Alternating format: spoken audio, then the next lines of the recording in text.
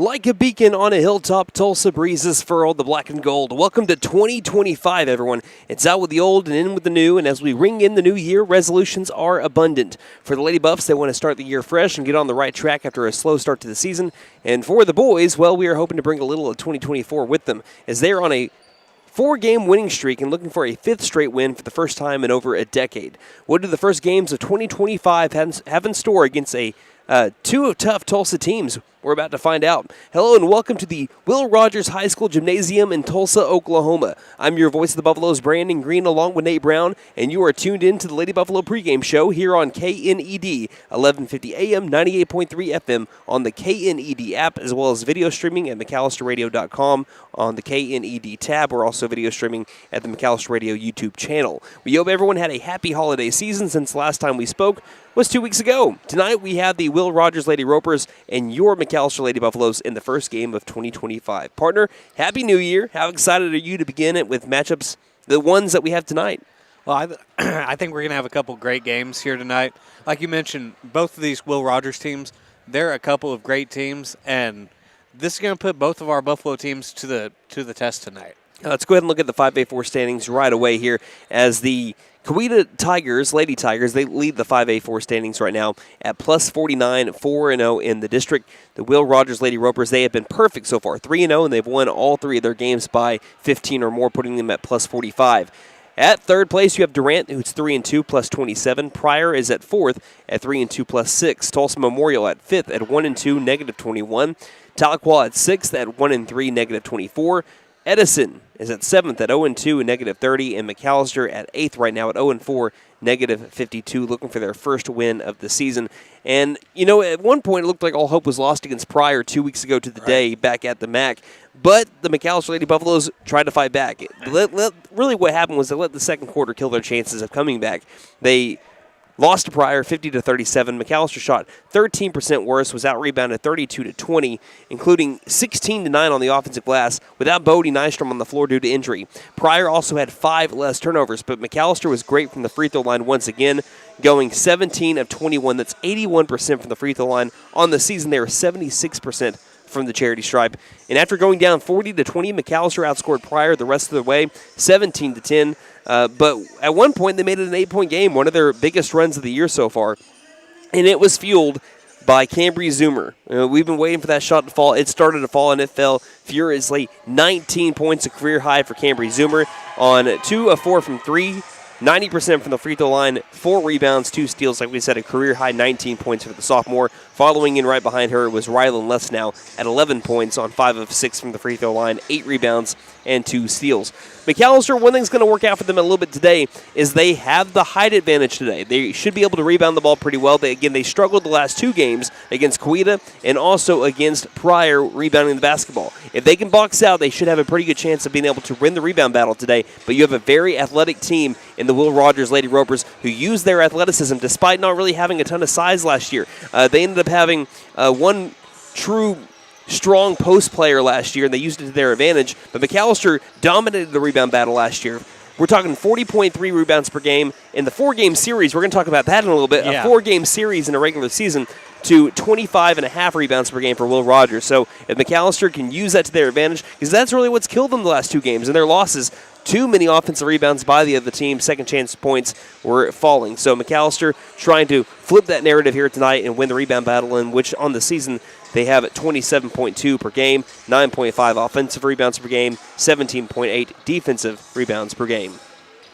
So let's go ahead and let's look at some key players for the McAlester Lady Buffaloes before we get to your player to watch. The 2 players that really stood out for McAlester last year against Will Rogers that are currently on this team, you're starting off with Bodie Nystrom, and how good is it going to feel for McAlester to have her back? She is on the floor. She's going through warm-ups. She missed the last game of 2024 with an injury. She is back tonight. She had 9 points per game across 4 games against the Lady Ropers last season on 48% shooting, 5.3 rebounds per game, and also had 2 blocks there. And she leads the team in field goal percentage so far through the first 4 games, 65% from the field and 5 blocks. And Rylan Lesnow, 3.3 points per game, but she's only gotten better since those games against Will Rogers a year ago with 4 boards per game, 2 steals, and 3 blocks for the sophomore at the time who was a freshman.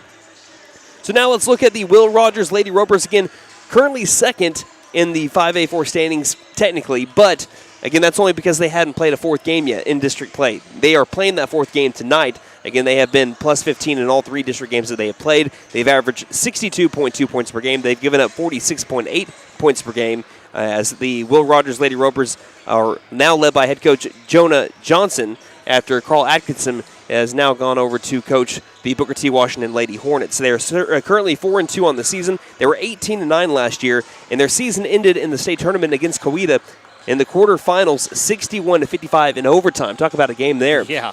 In the season, they finished 4th in the Talcott Invitational, losing to McAlester. They finished 4th in the Primus Moore Invitational, losing to McAlester, and they were also Will Rogers Invitational champions. But McAlester won the games that truly didn't matter in terms of going to the playoffs. Will Rogers won the ones that mattered the most. McAlester won the first 2, as we mentioned, in Tahlequah 65-61, and then in McAlester won 62-47. But once we got to district play, Will Rogers won 53-43, and then they won again in Tulsa 69-62 in overtime. That was on February the 6th, but that wasn't at this gym. This is actually the first time that the Lady Ropers have been able to get to play on this gym this season, because they didn't get to play on it last year, if not for the entirety of the season, because it was flooded. Right. So they were able to get that all taken care of, and they're back inside their own gym here, and that's really cool to see. It is beautiful. It's a beautiful gym. It's a good mixture of classic feel with a little bit of a modern touch as well. If you're watching on the video stream, you can kind of see what I'm talking about. And I think I mentioned this before. Again, the Will Rogers and script with the ropes for the Ropers. It's really cool to me. Anyway, let's continue on and talk about the matchup between the Lady Buffaloes and the Lady Ropers from a year ago. Again, it was an extremely rare 4 times in the regular season. We already mentioned the scores of those. Amongst the entire series, McAlester shot 6% better from the field and 21% better from 3. Will Rogers went 10 of 69 from 3 amongst 4 games. Not good, but not what you want. Half of those made threes came in the last game. They made 5 threes in game 4. They made 5 in the first 3 combined. So, and that was the one that Will Rogers needed every single one of them, because that's the one that got sent to overtime. Right. Also, McAlester dominated the rebound battle, as we mentioned earlier, 40.3 rebounds per game to Will Rogers' 25.5. In fact, McAlester had only 4 less defensive rebounds than Will Rogers had rebounds total. So only 4 less defensive boards for McAlester than what Will Rogers had in the entirety of their rebound department. But what hurt McAlester in 4 games? Turnovers. It killed McAlester. They had 23 turnovers per game to Will Rogers' 10.8. It led to a combined 49 more shot attempts for the Lady Ropers. And what's been hurting McAlester so far in this season? Turnovers. It's turnovers. So far this year, 19.5 turnovers per game. So we're going to see if the Lady Buffaloes can fix that going into 2025. They've been able to have a couple of weeks to work on things like that, and we'll see how that transpires for them as we, again, get into the new year. So now let's look at some players to watch. Your player to watch for the McAlester Lady Buffaloes. So tonight, Cambry Zoomer is my player to watch. She ended the 2024 portion of the Lady Buff schedule with her best showing yet, with a career-high 19 points to go along with 2 of 4 shooting from three-point range. We'll need to see a lot more of that here in this game today in Tulsa against a team that ended up in the state tournament just a season ago. And moving over to the keys to the game, first off, you got to control the tempo of this game. This Lady Buff squad isn't going to beat you scoring in the 50s or even really in the upper 40s. They need to dictate the game flow, slow it down to their level, and score methodically. Second, and that leads right into it, take smart shots. From the floor, the Lady Buffs have shot 35% from the field this season. To stay in this game against this hard-nosed Lady Ropers defense, you're going to need to take advantage of the shots that Will Rogers gives you and keep that percentage in the low to mid-40 range, hopefully even higher. And then finally, the foul game. The foul trouble has been an issue for this young team in the early part of the season. That cannot happen here tonight. I wrote this before we knew if Bodie was going to be playing, but especially if Bodie was out due to injury, but she will be playing here tonight. Yep, so it looks like we're all good to go here, and we have about 2.5 minutes until the start of this one. We're going to be having the national anthem and your starting lineups coming up in just a moment, live from T-Town here on KNED. Hey guys, it's Sam from Sam Wampler's Freedom Ford in McAlester and Eufaula. With 2 locations to choose from, we have close to 200 vehicles on the ground and coming in. And with vehicles starting at $29.95, we have something for everyone. And if you need parts or service, we are loading up at both locations to serve you better. Plus, with our mobile service van and our pickup and delivery, we can help you with sales and service no matter where you are. So come see us at Sam Wampler's Freedom Ford in McAlester and Eufaula and let us make it happen for you. So, checking accounts. There seems like a ton to choose from, right? I was looking for one that didn't charge monthly fees, with bounce protection, and had mobile banking. I found the Bank NA. The Bank NA has been voted #1 for 10 years in a row in the McAlester News Capital's Reader's Choice Awards. The bonus is that they're local, so the money stays in town. Call 918-423-2265 or go in to find what you need in checking options. The Bank NA. Strong, secure, and ready to loan. Member FDIC, Equal Housing Lender. At Fenton Nissan, we keep you moving with our wide selection of pre-owned vehicles. Every pre-owned vehicle receives a 126-point inspection. We have close relationships with over 20 financial institutions to keep you moving in a new-to-you vehicle of your dreams. Visit Fenton Nissan for a great selection of pre-owned vehicles, great trade-in values, and the best deal. Don't forget to tell them Morgan sent ya. Fenton Nissan is your best deal dealer. Shop us online now at fentonnissan.com. When winter winds blow icy and rare, McAlester knows Freeze and Flare's always there. from frosty nights to winter's chill, we'll keep you warm with expert skill. Heat pumps, furnaces, service that's fair, don't despair. Call Freeze and Flare Heat and Air. Mechanical license number 001-44485. We're licensed, bonded, and insured.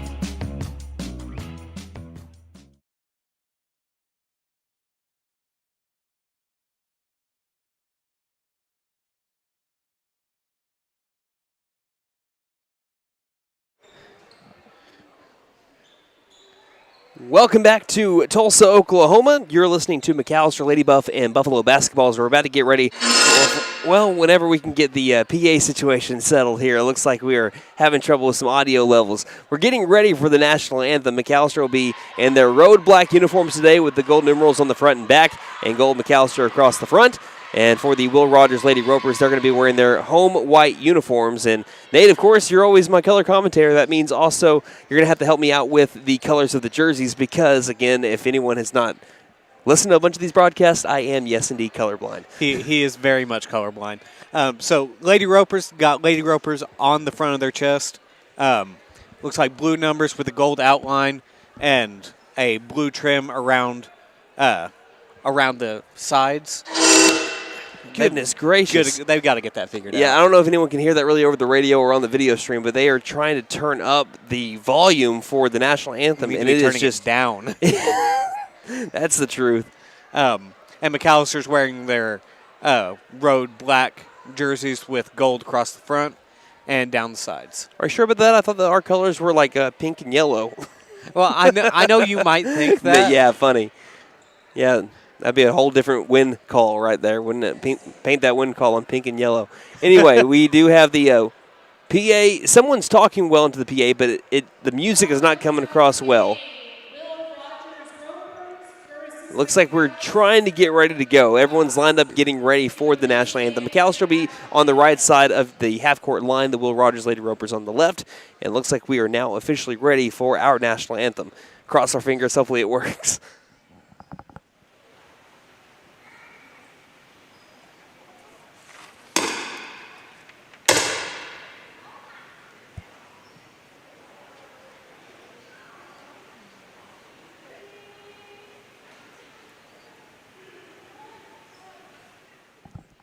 Looks like we're still having technical difficulties here as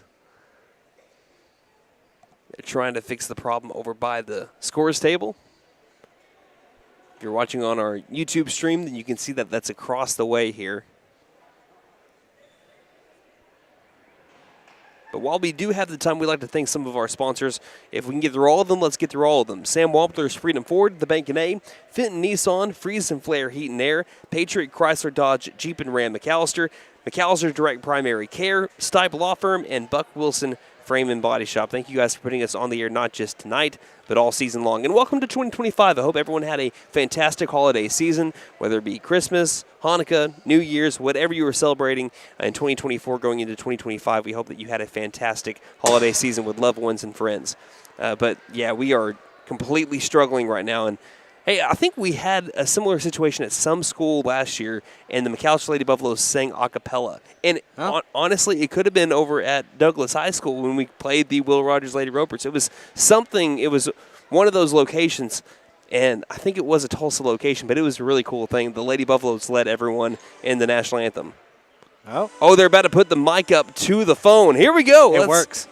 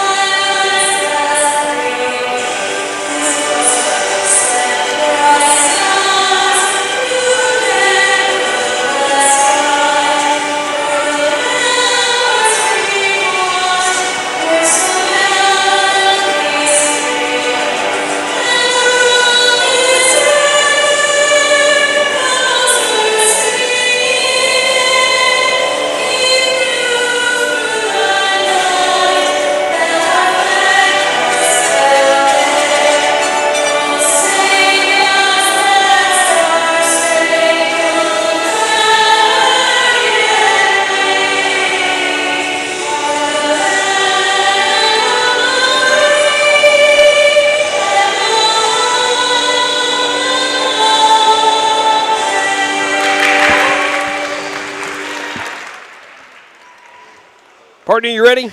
Let's do this. That is what we call being able to make it work when you can't make it work. Problem solving. That's right. Let's go ahead and let's look at our starting lineups. Starting with the McAlester Lady Buffaloes. We have number 0, senior Kaylee Knight. We also have number 3, senior guard Avery Alberson. We also have number 21, sophomore guard Taylor Williams. Number 24, senior guard Shiley Mason. And senior center, number 45, Bodie Nystrom. So a little bit of a change-up here. Rylan Lessnow, Cambry Zoomer, not in the starting lineup for the McAlester Lady Buffaloes. Instead, Taylor Williams and Shiley Mason taking their spots in the starting 5 here tonight. For the Will Rogers Lady Ropers, this is what's going to look like their starting 5. So you have Sanaya Morrison, number 0. Number 1, Lindsay Overstreet. Number 5, Cadence Young. Number 23, Elizabeth Clark. And number 33, Aaron Gibson, the starting 5 for the Will Rogers Lady Ropers, bringing back a lot of talent from a year ago. The McAlester Lady Buffaloes going into 2025 looking for their first win of the season. It would be a big one against the second-ranked team so far in the 5A4 standings, but have been perfect in 3 games, winning by what they're supposed to be winning by. So once again, McAlester wearing their road black uniforms, black on black jerseys with the gold numerals on the front and back, and the Will Rogers Lady Ropers white on white home uniforms with the blue numerals on the front and back. And Brandon, you might recognize that last name for Sanaya Morrison. She is in fact related to Sevion, the former Tulsa Edison star running back, who is now at he just went Tulsa, right? Did he commit to I Tulsa? think he might have committed back to Tulsa, but I might be wrong. Either way, we're about to have tip-off here. Tip-off is brought to you by McAlester Clothing Consignment. Accepts consignments Mondays, Wednesdays, and Fridays, and offers a 50-50 split. Consign with us and pick up great bargains. 1212 South Main McAlester, behind Dollar General. McAlester will be moving it right to left when they have the basketball, and the Lady Ropers will be moving it left to right. Inside the circle is Bodie Nystrom, paired across from Elizabeth Clark. So Nystrom standing at 5'9", Clark at 5'8". So pretty even when it comes to the height battle and the battle for the ball inside the circle to get us started here in Tulsa. Tip-off time at 6:06. There is one dribble. Ball is high in the air. Tip is won by McAlester, and it's basketball time here in the Heartland. It'll be Avery Alberson making her way down the floor, getting right to left across your radio dial or your video screen. Again, we have a steady shot here today because we have 2 men down that are helping us out. Me, myself, and Nate are doing the video stream here tonight, so hope the still shot works for you guys. Currently in front of the scores table, Avery Alberson, a little bit of trouble. Bounce passes it to Kaylee Knight. Knight tries to feed it into the high post, but it's taken away, stolen by Sanaya Morrison. And headed over to a charging number 1, Lindsay Overstreet, who is able to make the bucket. And the early lead goes to the Will Rogers Lady Ropers. And again, we mentioned how athletic and speedy they are in terms of just their entire lineup, they're going to force turnovers like they just did there. McAlester was looking for a nearby lady along the near sideline, and they throw it out of bounds as Will Rogers was applying the pressure on the press. So just about 43 seconds in, and the Lady Ropers lead 2-0 on a steal and score, and they just forced another turnover on the Lady Buffaloes, who are right now just under 20 turnovers per game. Morrison at the high post lobs it out right wing. Cadence Young bounce pass between the rings. Quick draw all the way to the far corner. Morrison takes the long two that's going to be missed. Rebounded by Bodie Nystrom. I think she had a foot on the line. Quick pass. Mason's now got the ball far sideline, crosses the timeline, double team, bounce passes it straight to a Lady Roper again. They're going the other way with authority, and Lindsay Overstreet is fouled, and she makes the shot, and one. Lindsay Overstreet is cashing in on transition point opportunities, and the 5'6" senior guard has got all 4 points so far, looking for a fifth. This is about as good a start for the Lady Ropers as you could have asked for. Overstreet hits the free throw, and it's a 5-0 Lady Roper lead. And again, they're going to press. They're averaging 62.2 points per game. They got a lot of a playbook like what you saw from the McAlester Lady Buffaloes. Here's another steal, driving in Morrison. Morrison with the right hand scores, and it's a 7-0 game. 6:37 left to go in the first. Mason passes it underneath the basket to Knight. Knight trying to direct traffic with a high dribble. It's going to be knocked out of bounds by a Lady Roper. We're having our first substitution at the ball game. It'll be Rylan Lesnow checking in for Taylor Williams. And now the Lady Ropers back on up. But as I was mentioning, but again, the Lady Ropers work so quickly, it's kind of hard to be able to do so. By the way, the foul earlier was on number 3, Avery Albertson, her first. That was on the shooting foul that we saw earlier. McAlester had a lot of success as we see another steal here, this time by Sanaya Morrison. Head over to Overstreet. Overstreet with the floater from inside the paint. Still got it to tickle the twine, and it's a 9-0 game with 6:12 left to go in the first. Will Rogers starting out 4 of 5 from the field. And before you can blink, another steal. Morrison with a floater. Misses the shot. Bounced around. Rebound outside the perimeter. Taken by Overstreet. Pass to the corner. Morrison lobbing it back to the Roper script to the left wing. Back out far corner. Three-pointer in the air and good. That one from Elizabeth Clark. And it's a 12-0 ball game. The Lady Ropers leading McAlester. If I can get a little bit of time. No, I can't. There's another steal by Elizabeth Clark. Ahead over to Morrison. Morrison going baseline. Guarded up well by, that is Lesnow out to the top of the key. Straightaway three is knocked down by Elizabeth Clark. And it's a 15-0 game. No mercy so far for the Lady Ropers. McAlester now finally gets it across the half-court line. Trying to score in transition is Bodie Nystrom. Can't make the shot. Offensive board by Knight. Nystrom gets it back. Misses the shot. Goes back up with the two, and she's fouled on the right hand. And we might have our first chance for points here for the Lady Buffaloes, who've only been able to, that was their second and third shot attempts of the game. Right. They hadn't had a shot attempt until about 15 seconds ago. This trip to the free throw line brought to you by Big V Feed Center as Nystrom rattles home the first free throw. For your animals' needs plus winter feed booking prices, call 918-426-1951 as Cambry Zoomer checks in now for Kaylee Knight. It's a 15-1 ball game as McAlester is on the board after that relentless start for the Lady Ropers.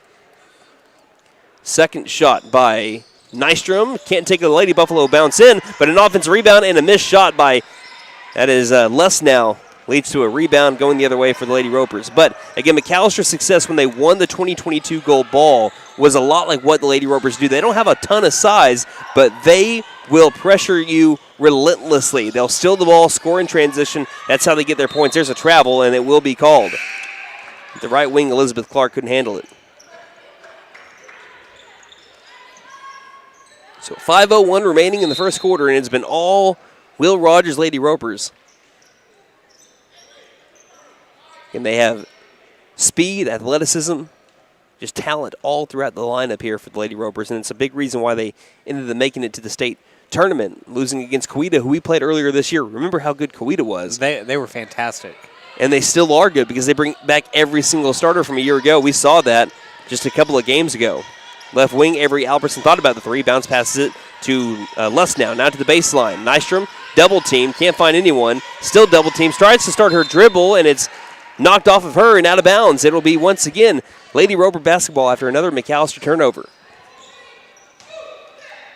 This is, again, going to be really a learning experience for what is essentially a young Lady Buffaloes team in terms of learning how to deal with the pressure of a team that has been to the dance quite a few times. Again, McAlester beat Will Rogers in the state tournament. We mentioned that back in 2022. This one is that was in the state semifinals. Here's a free throw line jumper by Morrison that won't fall. Rebounded by Lesnow. As she gives it across and gets it back. She'll dribble it with a high dribble. Lost control of the ball on her way there, and it's stolen by Elizabeth Clark. 15-1, Will Rogers leading McAlester. They got the ball on the right side of the half-court line. Driving baseline, trying to walk the tightrope and does so. Overstreet to the right wing, back to Overstreet. Near corner three is rattled out. And she was left alone for the rebound, but Lesnow could not handle it. That'll be a Will Rogers basketball right around the corner with the inbound. And that's already 6 steals for the Lady Ropers today. We don't have their team stats. Again, that's not accessible just for anybody. But I'm sure that they would, I would not be surprised if they average around 15 steals, if not more. There's a missed shot from inside the paint. Nice rebound by Cambry Zoomer. Nice defense by, that was Lesnow. As here's Lesnow down on the transition bucket. She'll score. There's McAllister's first made shot from the field. A Rylan Lesnow 2 from inside the paint, and it's 15-3. McAlester trails by 12, but they've been able to kind of stop the bleeding after initial 15 points in the first 3 minutes by the Lady Ropers. Her right wing three is going to be off kilter. Nystrom couldn't get the rebound. Now it's Morrison with the floater inside the paint. She misses a shot, gets a second chance, and she makes the most out of it. Sanaya Morrison, the 5'6" senior guard, makes a 17-3 after a couple of minute scoring drought. McAlester trying to beat a press. They find a wide open lady in Avery Albertson off the left block. She'll make the easiest shot she'll ever take in her life. It's a 12-point Will Rogers lead now. Avery Albertson is on the stat sheet with a made 2. There was no one within 20 feet of her when she took that shot attempt. 3:02 left to go in the first. Just snuck out there in transition. Here's a tip ball by Lesnow, stolen by Albertson. Albertson, 3-on-3. Goes up to the three-point line, passes over to the right wing. Zoomer zooms towards the basket, is fouled on her way there, but I think this one will be on the floor. That'll be the second team foul on Will Rogers. Foul will be on number 33, Aaron Gibson. So far, the scoreboard here, no, I take that back. They just now updated it. It's Sanaya Morrison with the foul, her first. Team second, as Nate mentioned. McAlester has 1 foul, and that's on Albertson. Albertson, speaking of her, will inbound right at the glass baseline. Looks, finds Zoomer, double teamed immediately after the inbound. Dribbles inside the three-point line, back out, lob pass right wing, fakes pass right, passes into the high post, driving in Lesnow, lost the ball, gathered straight back by Bodie Nystrom, and McAlester has brought it back to a 10-point deficit, 17-7, 2:35 left in the first. Nystrom's got 3 on the day. Would you call that an assist there by Lesnow, or is that an offensive rebound? I would have called that an assist. Right wing three is missed, but again, Sanaya Morrison just bullying her way inside the paint to be able to get that second chance opportunity and scores off the left block. It's a 19-7 Will Rogers lead. Avery Albertson dribbled into pressure, and it's going to be off a Lady Roper into the scores table, staying with McAlester. And Coach Bashirs will call her first time out. 2:16 left to go in the first. 19-7 McAlester trails here on KNED. McAlester Direct Primary Care offers 24/7 access to your provider, deeply discounted rates on labs and imaging, more time with your provider, same-day or next-day appointments, and even home visits for a flat monthly membership fee. We now offer hormone replacement therapy in addition to our other services. For more information, please stop by our office, McAlester Direct Primary Care at 6th and Carl Albert, or give us a call at 918-233-6522.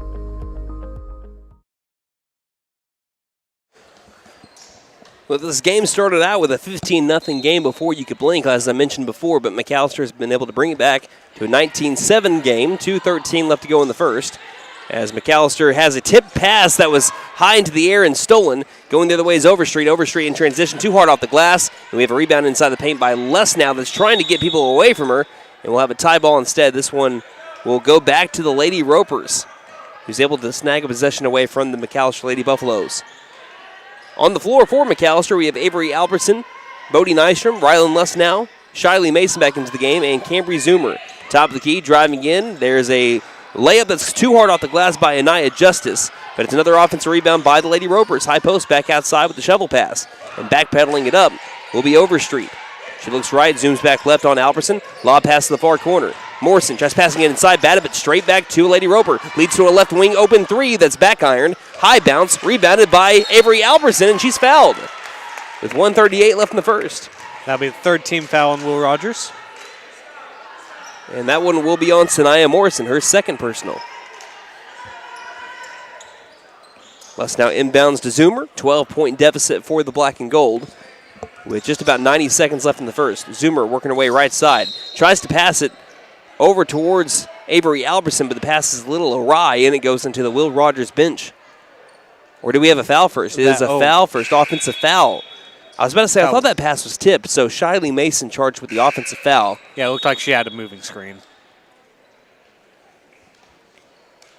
And it looks like Taylor Williams will check in for Bodie Nystrom. Nystrom's first breather of the game. Quickly, Will Rogers zooms across the half-court line and gets to the left wing. They tried going with the cross-court pass, and they thinned the needle. They threw it right between two Lady Ropers. It was either going to go to Anaya Justice or Elizabeth Clark, and it went exactly between the middle of those two ladies. 1:20 left in the first. McAlester back with the ball, down 12. A little bit of a scoring drought for both these teams. Mason near corner. Bounce pass baseline to Williams. Williams tried feeding it inside over to Lussnow, and it's stripped away and stolen once more. Overstreet trying to drive on Albertson. Albertson stands her ground. Passes the top of the key. Straight away open three by Justice. Rattles out. Nice rebound by Lussnow as McAlester takes it the other way. 60 seconds left in the first, behind the back. Now trying to cross over a couple of Lady Ropers is Cambry Zoomer, and she draws the foul. This one should be on Lindsay Overstreet. That'll be the fourth team foul on Will Rogers. That's her first. One more foul since McAlester to the free throw line, where that has been their bread and butter, really. 76% from the free throw line through 4 games so far in the season. 51 seconds left in the first. Pass inside the paint. Driving in Lussnow. She's fouled, and she'll go to the charity stripe. And there is team foul number 5. Any foul from here on out on the Lady Ropers will send McAlester to the line just for the first quarter. Foul's going to be on Erin Gibson, her second. So really not a ton of people in foul trouble, but you do have a couple of fouls on Morrison and 2 on Gibson, as there's a missed free throw by Lussnow. We mentioned how good McAllister's been at free throw so far. It's only been a small sample size of 3 free throw attempts, but 1 of 3 so far for the Lady Buffaloes. Lussnow in the season, an 81% free throw shooter, best on the team, and she sinks the second free throw to go 1 of 2 from the line. 45 seconds remaining in the first quarter. McAlester down 19-8. Here's the top of the key 3 by Overstreet that grazes the front side of the rim, and stepping out of bounds as she was trying to save the basketball was Ania Olive. Will Rogers just 2 of 8 from three-point range so far. And they made their first 2 three-point attempts. After that, 0 of 6. Zoomer down the far sideline, pass head over to Albertson. Albertson waits. Feeds to a trailing Williams. It's going to be tipped and stolen again. Anaya Justice quickly down the floor into the paint. Floater on the way. She's fouled hard, and she'll go to the line. Anaya Justice, 2 free throw attempts. This one, I believe, will be on Rylan Lussnow. Should be her first, I believe. Yes, that is her first. That is the team third on McAlester. Just 24 seconds left in the first.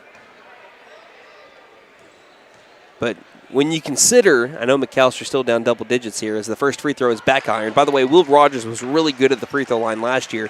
In the 4-game series, 76% from the charity stripe. When you consider how this game started in the first 2.5 minutes, isn't bad. Feels like McAlester survived the onslaught here and is still be able to be kind of within striking distance, only down 12 right now. 20-8 is the score. 22 seconds left in the first. McAlester trying to grab some momentum before the end of the quarter.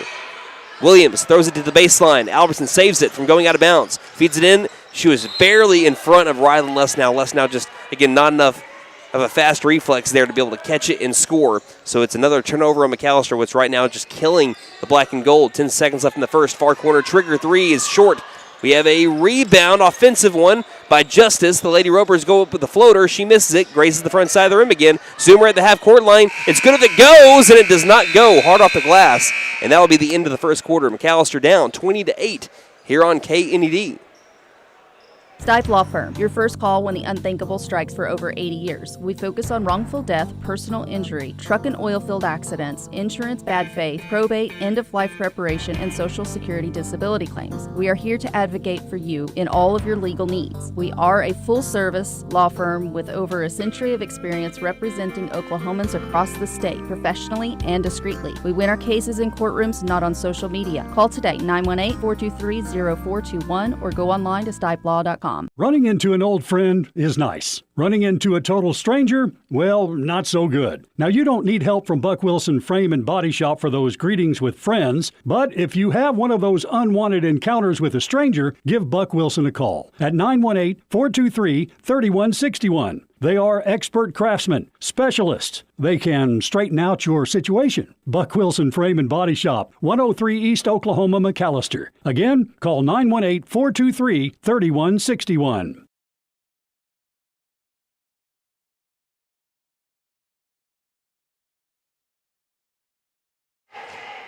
McAlester begins quarter number 2 down by 12, 20-8. McAlester is averaging nearly 20 turnovers a game through the first 4 games of the year, but in the first quarter alone, Nate, it wasn't very pretty. Right, they had 15 turnovers in the first quarter compared to Will Rogers' 3, and that's including steals on both of those teams.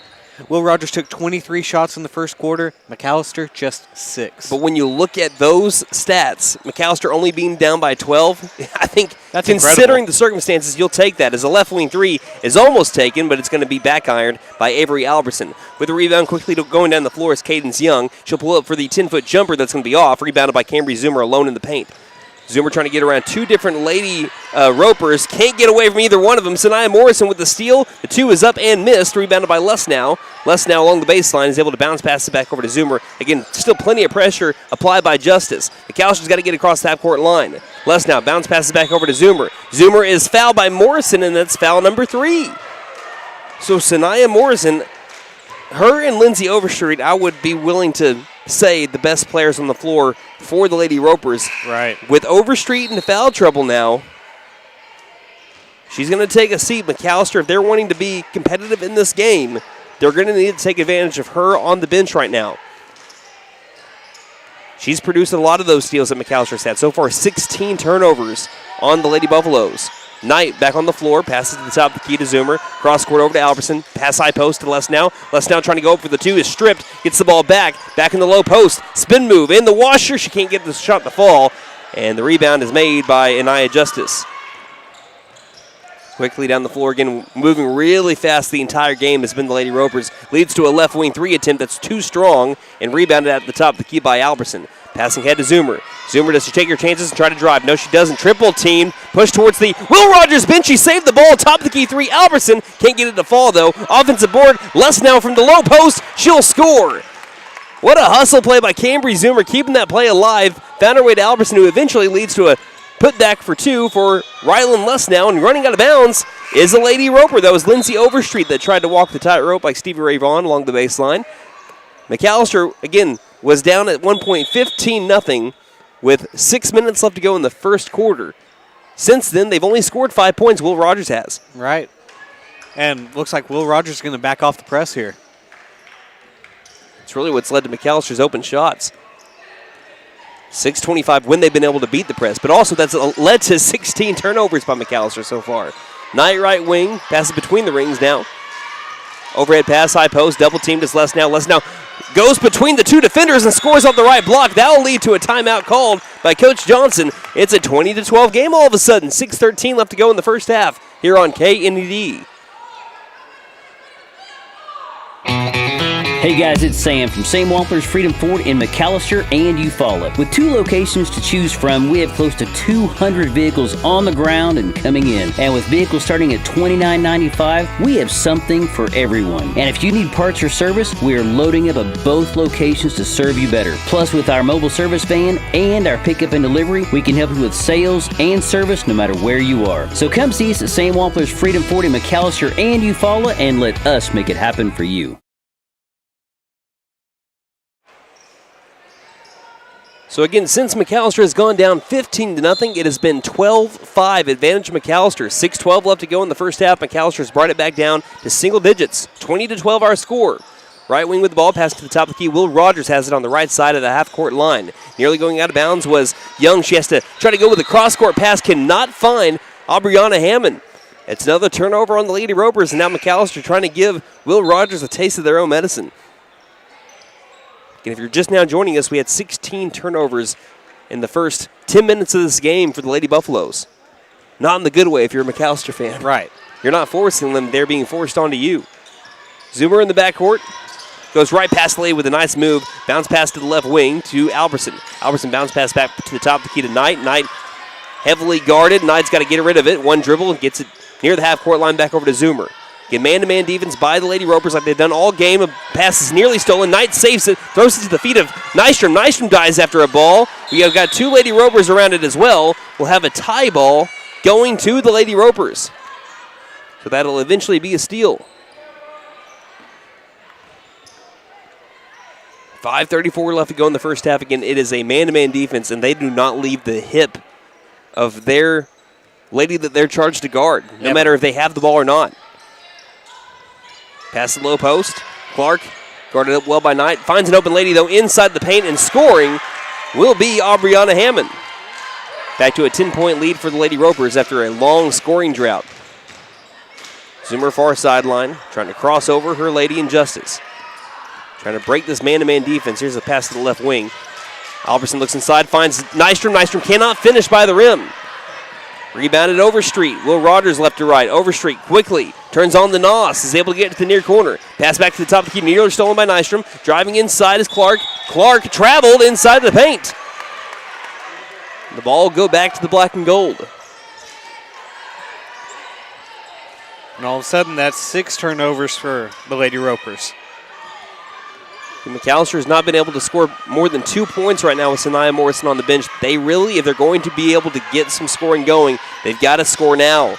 Get Morrison into foul trouble with 3 in the first half. Pass to the far sideline. Alberson looks inside over to Nystrom. Nystrom just inside the three-point line. A backwards pass to the low post to Knight. Knight triple team. Knight with a prayer of a shot. It looked like it might have been blocked, and it was by Overstreet. She's been all over the place, and it's because of Lindsay Overstreet that you're okay with Sanaya Morrison being able to sit on the bench for a little while because of how good she is. Speaking of her, she has the ball that passes it to the top of the key. Around the world, right wing 3 by Justice is off again. She gets her own rebound after a long bounce at the top of the key. Goes up with a tough floater that will be missed. Rebounded by Alberson. Alberson gets it out of there. Waits for her offense to cross the half-court line and is the last lady to cross the timeline. Inside the paint, off her back foot is able to throw it to the top of the key to Nystrom. Nystrom tries to throw it back to the feet of Alberson, and it's knocked out of bounds again, this time again by the Lady Buffaloes. Another turnover on McAlester. Will Rogers, and you mentioned it in a key to the game, try to set the pace, and Will Rogers has allowed you to not do that at all. Right. Will Rogers has owned the pace of this game so far.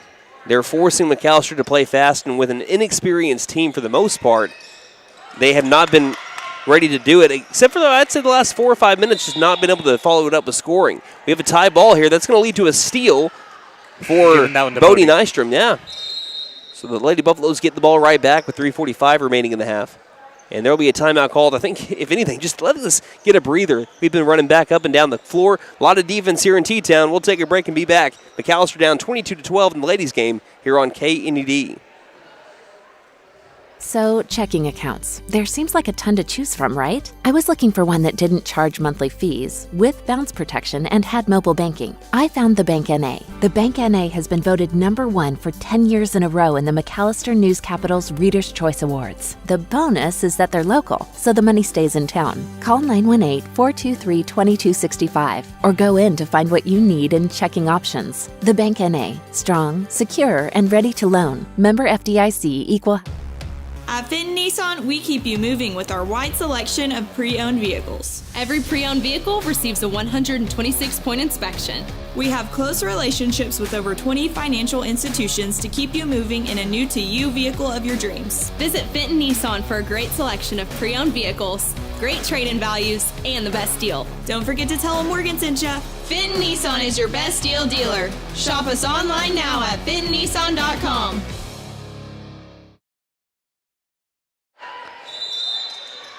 With the score 22-12, 3:43 left to go in the first half. Let's have some Buffalo roll calls. McAlester down by 10. Let us know where you're listening or watching from as we have a whistle and an off-ball foul. It's going to be another offensive foul, McAlester. This one is going to be on Kaylee Knight. It should be her first, yeah. First team foul. Let us know where you're listening or watching from on Twitter at Buff Sports Radio. Again, that's Twitter at Buff Sports Radio. Or if you can do so on Facebook, can't promise a shout-out if we do that, but you can try us on Facebook as well. By the way, my family watching. I got Harper watching back at home with my wife, Destiny. And Harper says, "Go Buffs," my 2-year-old daughter. She's starting to say that really well. Very well. I hope that she listened to that and had a big old smile. 3:20 left to go in the first half. Will Rogers has not been able to score the ball very well since they went out to an early 15-0 lead just 2 minutes into the game. Since then, they've only been able to score 7 points. Right now, a lot of ball movement to the near corner. They find an open three on the way. That one's off and rebounded by Zoomer. Zoomer, by the way, still leading the team in rebounds per game at 7.8 on the season. Pass to the right wing, Knight feeds a baseline. Baseline jumper on the way by Nystrom, too strong. Fighting for the board. It's out by the three-point line. Nystrom gets it back. Nystrom on the drive after a pump fake.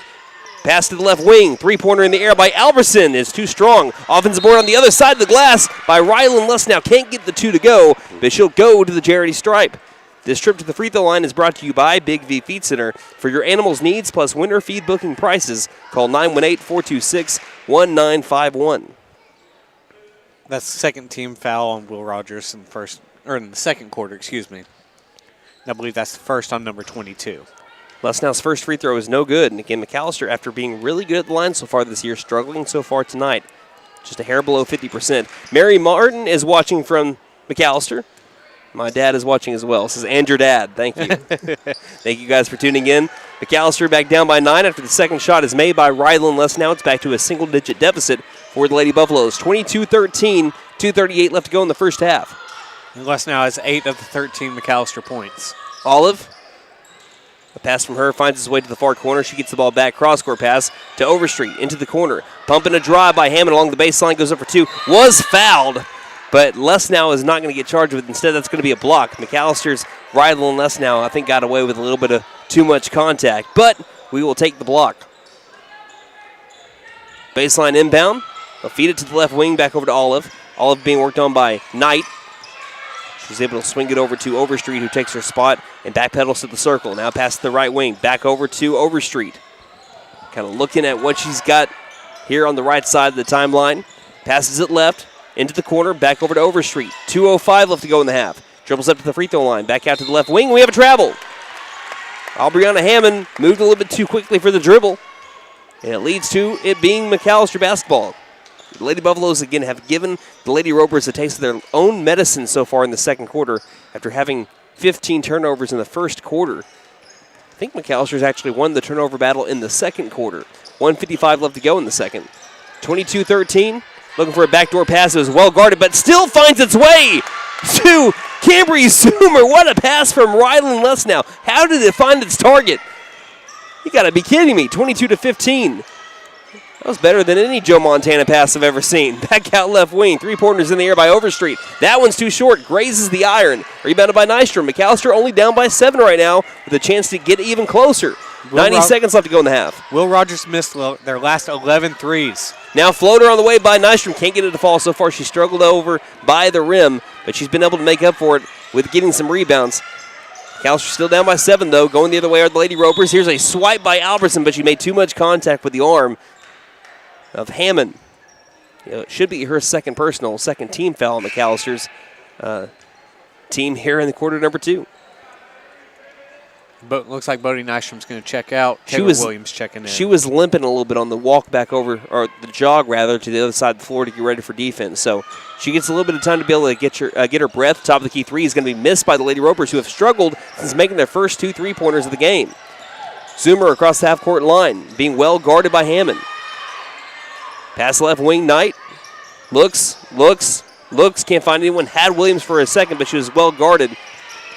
Knight still trying to find someone. Got to get rid of it. Nope, 5-second call. It'll be a turnover.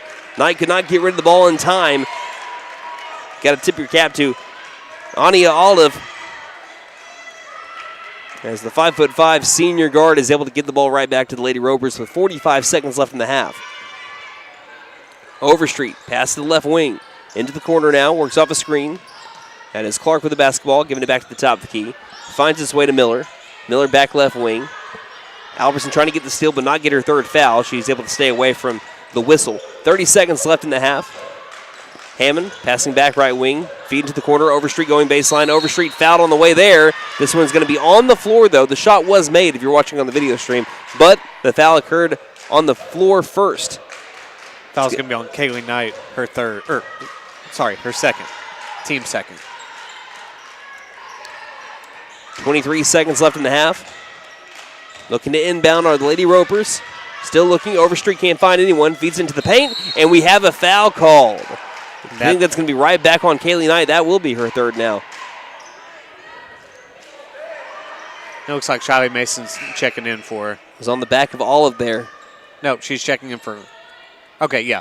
At first, Lesnow was making her way towards the I think she was just going to guard Clark here. 22 seconds left in the half, and inbound to the low post. Clark with the basketball trying to get her around Rylan Lesnow. He keeps her palms up in the air and says, hey, I'll take the rock. 19 and a half seconds left in the half. Again, it's been a defensive masterclass from the Lady Buffaloes and Coach Brashears since an initial 15 points in the first 90 seconds. Left wing Albertson. There's only been 7 points since from the Lady Ropers, a team that's averaging over 60 points a game. Right wing, top of the key. Zoomer for three. Can't get it to go. Little off to the left. Rebounded by Clark. 1 second. Half-court shot is well short at the buzzer. Threw it off her back foot, too. And that'll be the end of the first half. So after a slow start from McAllister's offense and their defense, too, they were able to turn things around and bring this back to a 7-point game. We're going to take a break, and when we return, we're going to be having your halftime stats here, courtesy of First Realty. We'll take a break and be back. Again, 22-15, McAlester trailing Will Rogers at the break here in the ladies' game on KNED. When winter winds blow icy and rare, McAlester knows Freeze and Flare's always there. From frosty nights to winter's chill, we'll keep you warm with expert skill. Heat pumps, furnaces, service that's fair, don't despair. Call Freeze and Flare Heat and Air. Mechanical license number 001444485. We're licensed, bonded, and insured.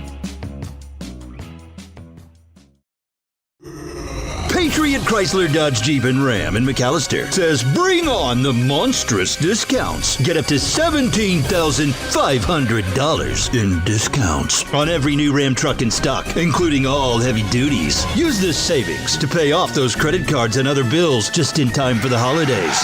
Patriot makes your next Ram truck affordable, which allows you to pay off those pesky bills.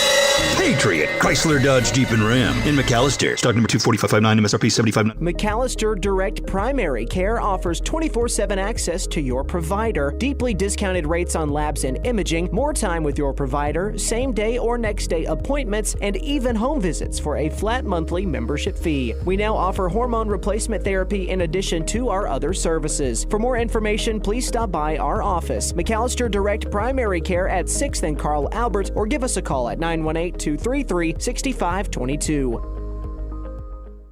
Stipe Law Firm, your first call when the unthinkable strikes for over 80 years. We focus on wrongful death, personal injury, truck and oil field accidents, insurance bad faith, probate, end-of-life preparation, and Social Security disability claims. We are here to advocate for you in all of your legal needs. We are a full-service law firm with over a century of experience representing Oklahomans across the state, professionally and discreetly. We win our cases in courtrooms, not on social media. Call today, 918-423-0421, or go online to stipelaw.com.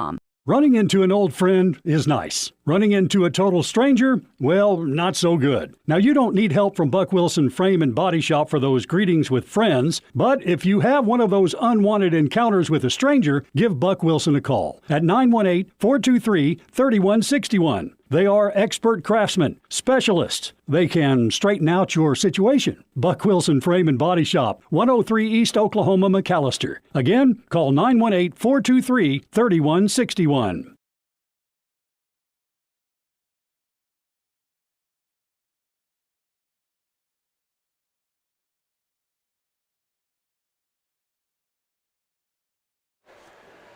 So when you look at how this game started, as McAlester trails 22-15, the Lady Buffaloes looked like they were going to be dead in the water. This thing was going to be over pretty quickly. I mean, before you could snap your fingers, it was a 15-0 ball game.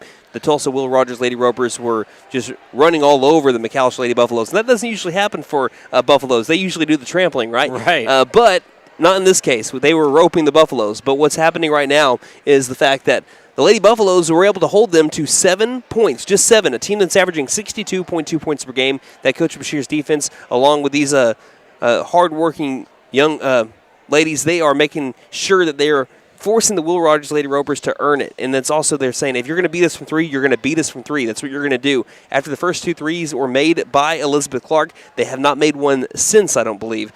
So that's correct? Yeah. Okay, so they have not made one since, and it's led to only 7 points in the last 13 minutes for the Lady Ropers. McAlester has since put up 15 in that time span. So if they can continue to build on a solid defensive showing in the end of the first and all of the second quarter and get their offense to start going, because they've had some open shots too. McAllister's had some chances to be able to take advantage of some misplaced Lady Ropers on the floor. If McAlester can make their shots, you might be looking at a big-time upset, because look at some of the wins so far that Lady Ropers have had. Top 20 team in Holland Hall and 4A.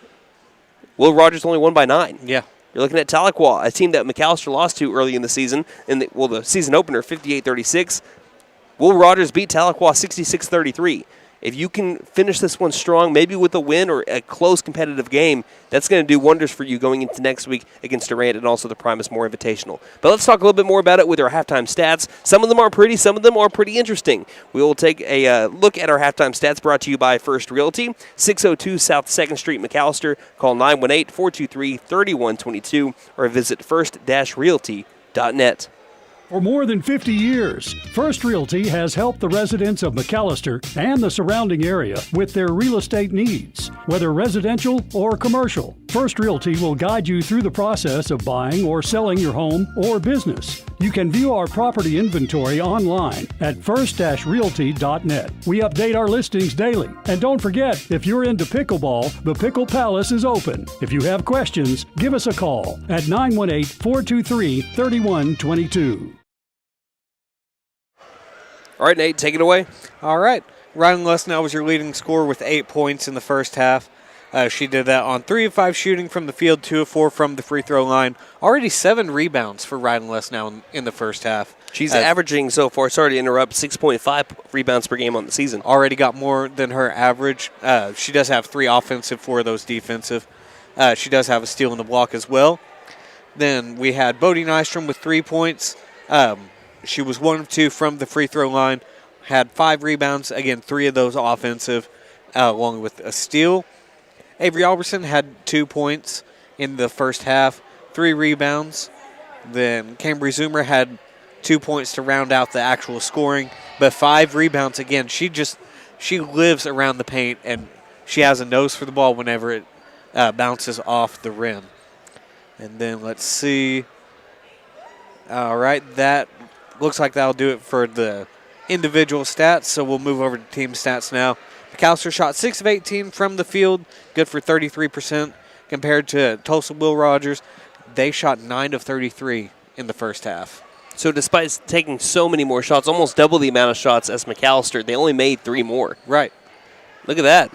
And McAlester shooting better from the field, 33% compared to 27%. McAlester 0 of 4 from 3. But Will Rogers, like you mentioned, after starting 2 of 2 from three-point range, they've missed 12 consecutive three-point shots, good for 14%. McAlester 50% from the free throw line, 3 of 6. Tulsa Will Rogers 2 of 3, good for 67%. Looks like McAlester is actually out-rebounding the Lady Ropers 20-14, so kind of substantially right there. Mm-hmm. Just like they did last year too. And then, but the turnover battle is where Will Rogers has taken the lead.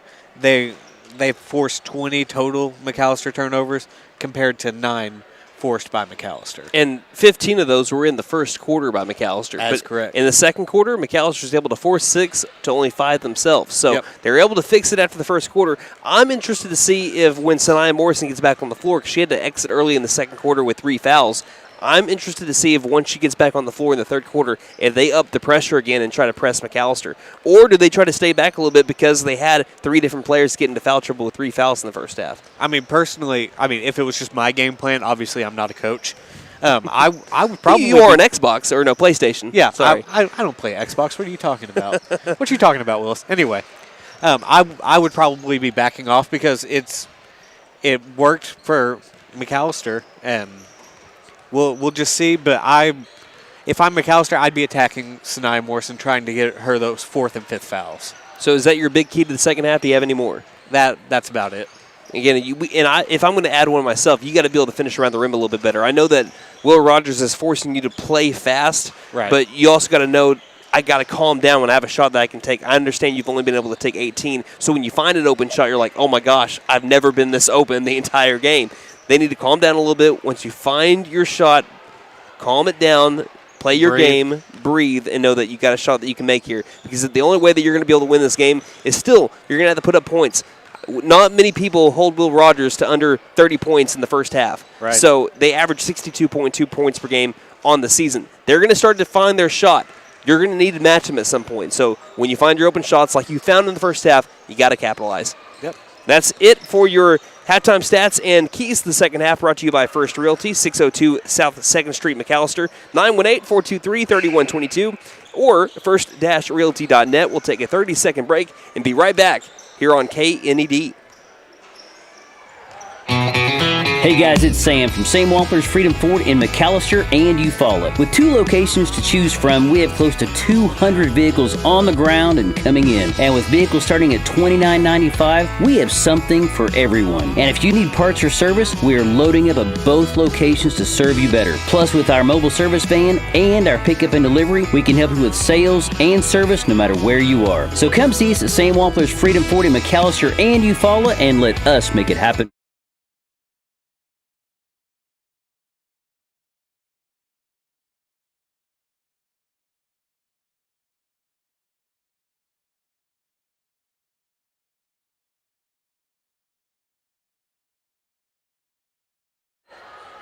So again, 22-15, the Will Rogers Lady Ropers lead the McAlester Lady Buffaloes. McAlester exits their huddle as we now flip sides, but the Lady Buffaloes will now be shooting on the right side of the half-court line and the Lady Ropers on the left.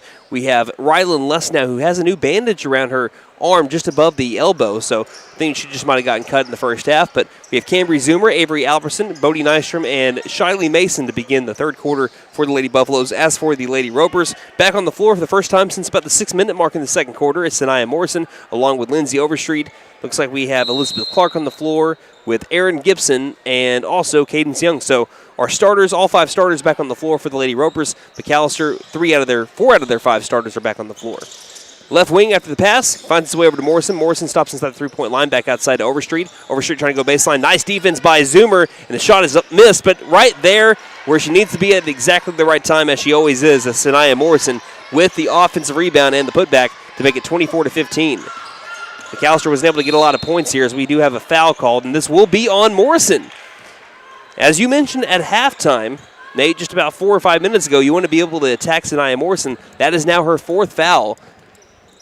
And as of right now, Coach Johnson is saying we're going to keep her on the floor. But that's definitely a decision you're going to have to keep an eye on from here on out. Oh, she had her hands on her head saying that's not what we needed. Because as soon as Sanaya Morrison came back on the floor, they pressed McAlester. If she's going to be off the floor, I bet they kind of try to stay back.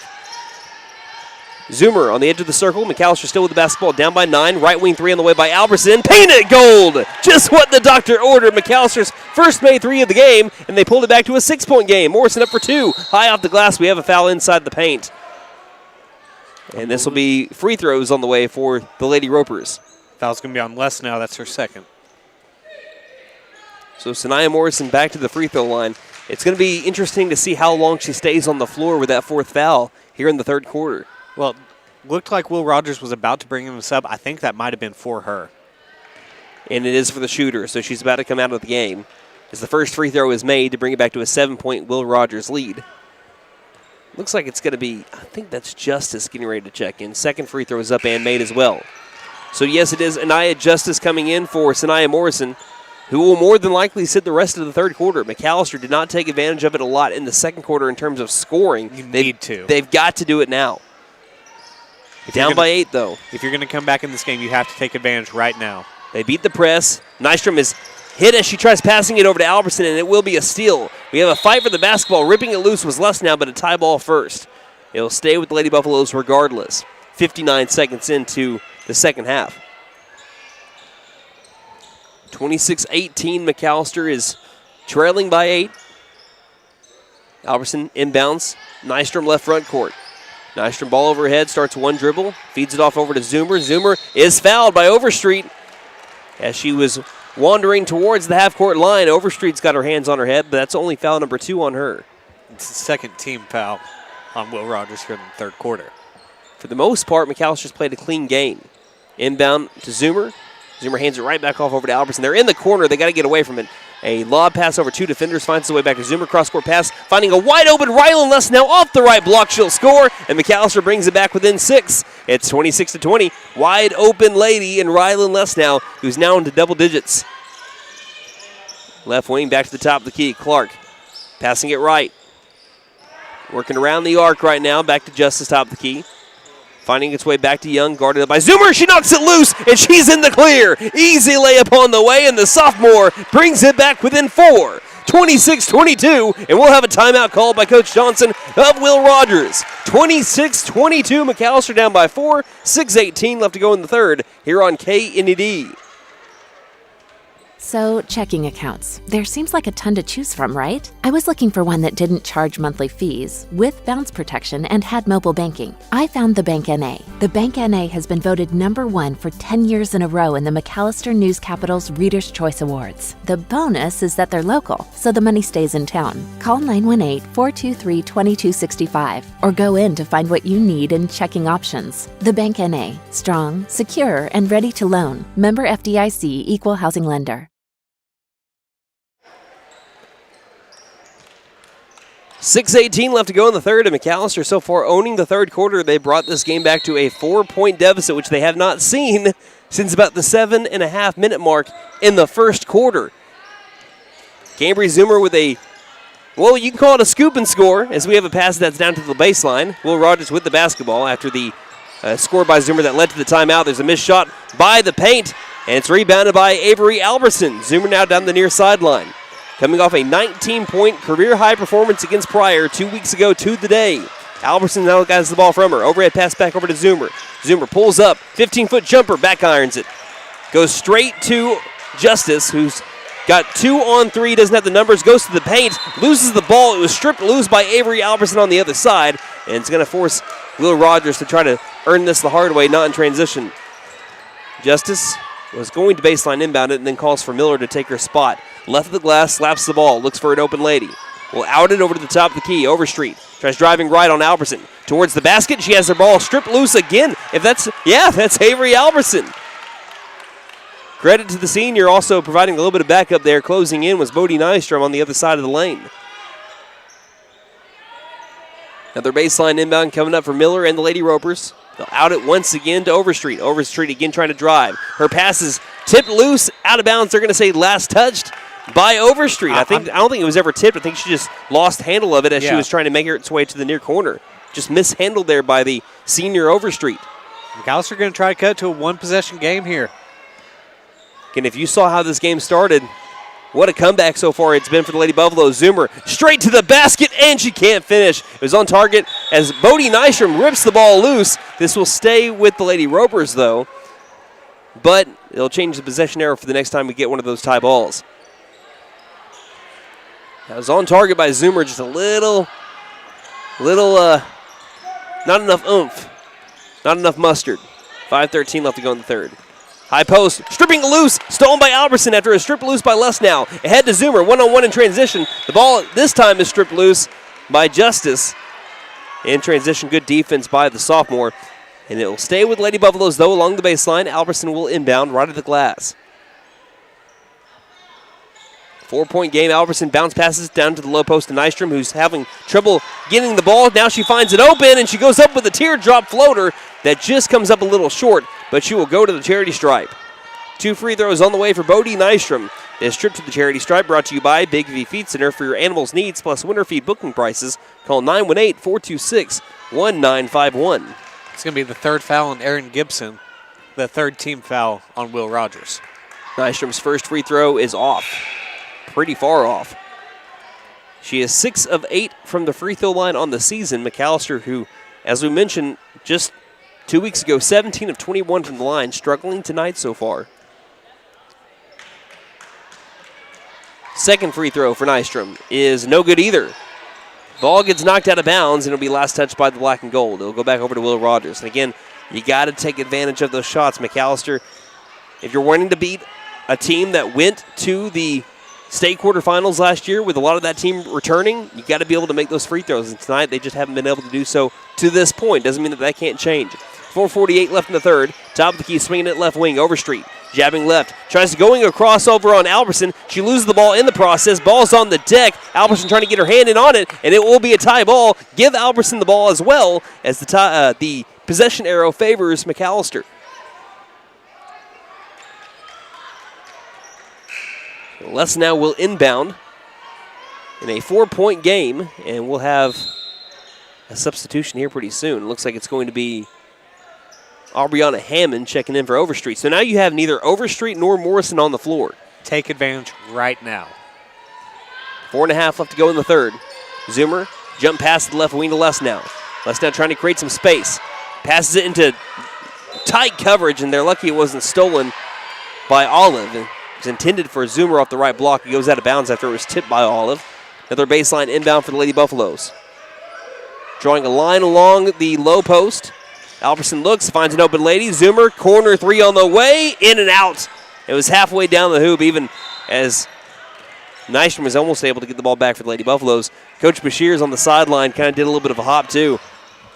If that one fell, it would have been a 1-point game, and it was halfway down and popped out like a pinball. 4:14 remaining in the third. Back to the ball for the Lady Ropers, near corner. Trying to drive, losing the ball in the process was Clark. Gathers it back in front of her own bench, far sideline. Guarded up well by Alberson. Loses the ball, gathers it back along the circle. Guarded by Alberson, trying to get the ball from Clark. Shovel pass to the right wing to Miller. Miller into the corner, three-pointer in the air, and it's good. Aaron Gibson, after I don't know how many missed threes in a row by the Lady Ropers, they get their first one since they made 2 consecutive in the first quarter. And it's a 7-point game. 29-22, huge three made by the Lady Ropers, it seems. 3:40 left to go in the third. Right wing Zoomer. Eyes the rim, on the drive, pulls up for the floater, too strong.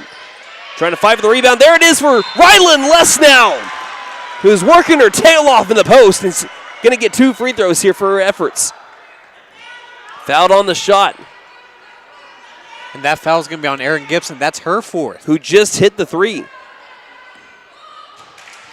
So now Coach Johnson has another decision to make. First free throw by Lesnow is good.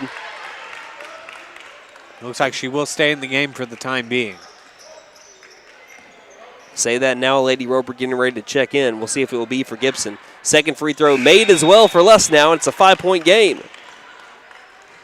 Cadence Young checking in, and it will be Aaron Gibson coming out. So now you have 3 starters off the floor for the Lady Ropers. Quickly down the floor will be Cadence Young. Pass to the right wing to Clark. Clark back to Young. Young trying to cross over. Nystrom can't do it. To the top of the key. Three-pointer in the air. Too strong. Rebounded by Nystrom in the low post. Nystrom guarded up, double-teamed in fact. And we do have a foul called, and this one will be on the Lady Ropers. Will Rogers was calling for a travel in the low post. No. They were calling for the offensive foul. This one will be an offensive foul on Bodie Nystrom. My apologies. That's just her first. So it gives the ball back over to the Lady Ropers. 3:14 left in the third as she was trying to make some way to be able to pass it to a Lady Buffalo. They'll inbound it into the corner. With it is Young. Young on the drive into tough coverage, and there'll be a foul called on the left-handed shot. Free throws on the way for Cadence Young. So 3:11 left to go in the third. Foul's going to be on Avery Alberson. That is her. I have that as her second. They're calling it her third? Yeah. First free throw is in the air and made. I don't know where they're getting that third foul. 3:11 left to go in quarter number 3. First free throw was made by Young. Second free throw is in the air and made as well. Back to a 7-point game. McAlester hanging with a team that has just massacred every team in 5A4 so far that they played, and we'll have a timeout called by, I believe, Coach Bashir's. 3:09 left to go in the third. 31-24. McAlester is trailing here on KNED. At Fenton Nissan, we keep you moving with our wide selection of pre-owned vehicles. Every pre-owned vehicle receives a 126-point inspection. We have close relationships with over 20 financial institutions to keep you moving in a new-to-you vehicle of your dreams. Visit Fenton Nissan for a great selection of pre-owned vehicles, great trade-in values, and the best deal. Don't forget to tell them Morgan sent ya. Fenton Nissan is your best deal dealer. Shop us online now at fentonnissan.com.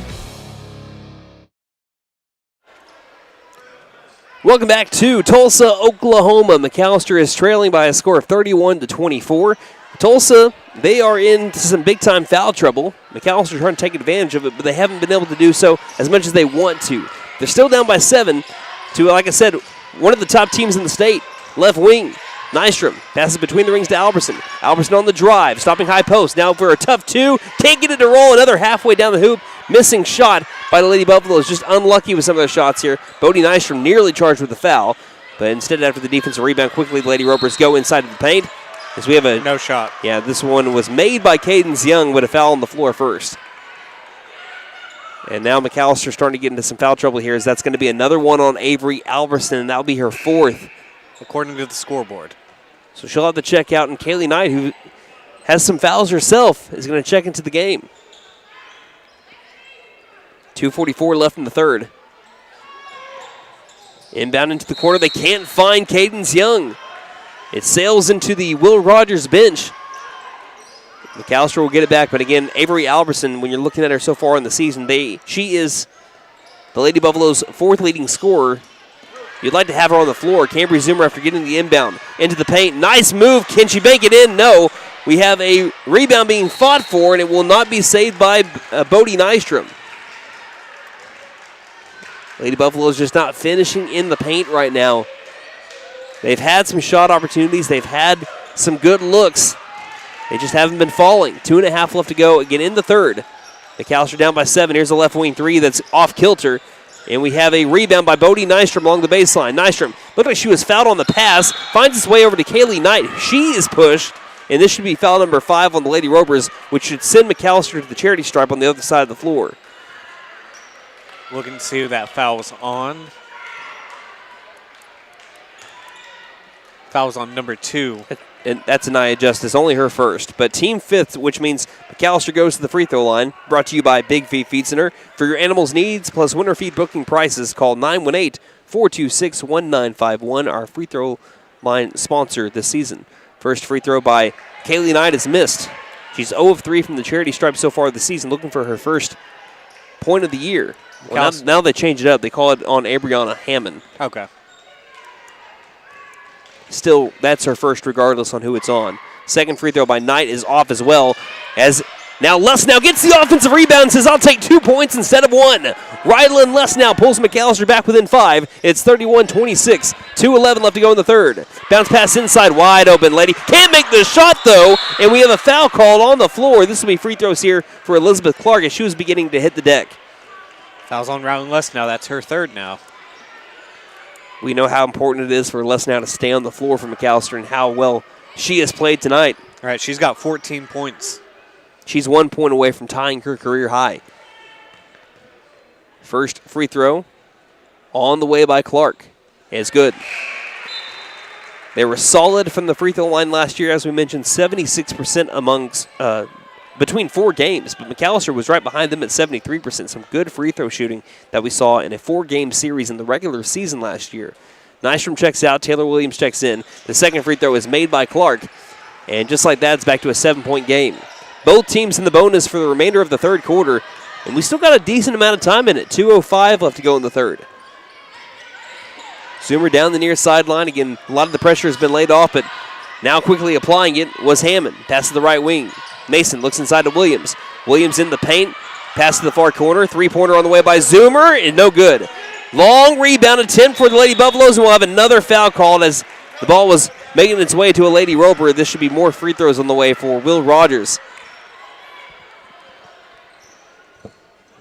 And this will be on Shiley Mason. Free throws coming up for Cadence Young. That's Mason's 2nd. From the line so far tonight, Will Rogers 8 of 9. Second free throw is good as well, 9 of 10. They continue to be just solid from the free throw line. You cannot give them opportunities from the charity stripe because they will kill you. Second free throw is up. And I say that, and they missed one. That now makes them still, though, what is it, 9 of 11? Yep.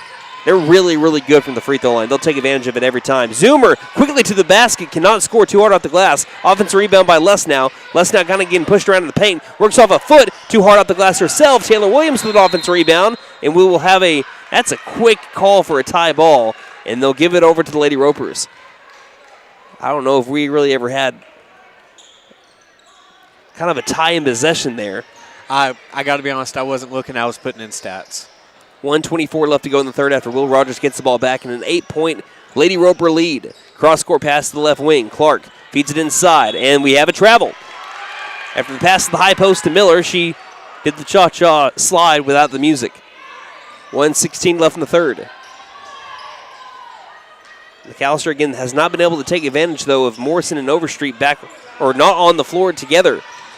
Trying to drive is Lesnow, can't do so. Bounce pass to Mason near corner. We'll have an offensive foul on Shiley Mason.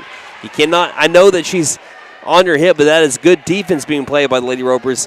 If you're Shiley Mason there, you cannot be able to create separation like that. You extend that arm, they will call it every day of the week. And just like that, Shiley Mason with 3 personal fouls. So all of a sudden, McAlester really wasn't in any foul trouble. Now they got a few ladies in foul trouble. Here's another one. That's Kaylee Knight. More free throws coming up. That's Knight's 4th.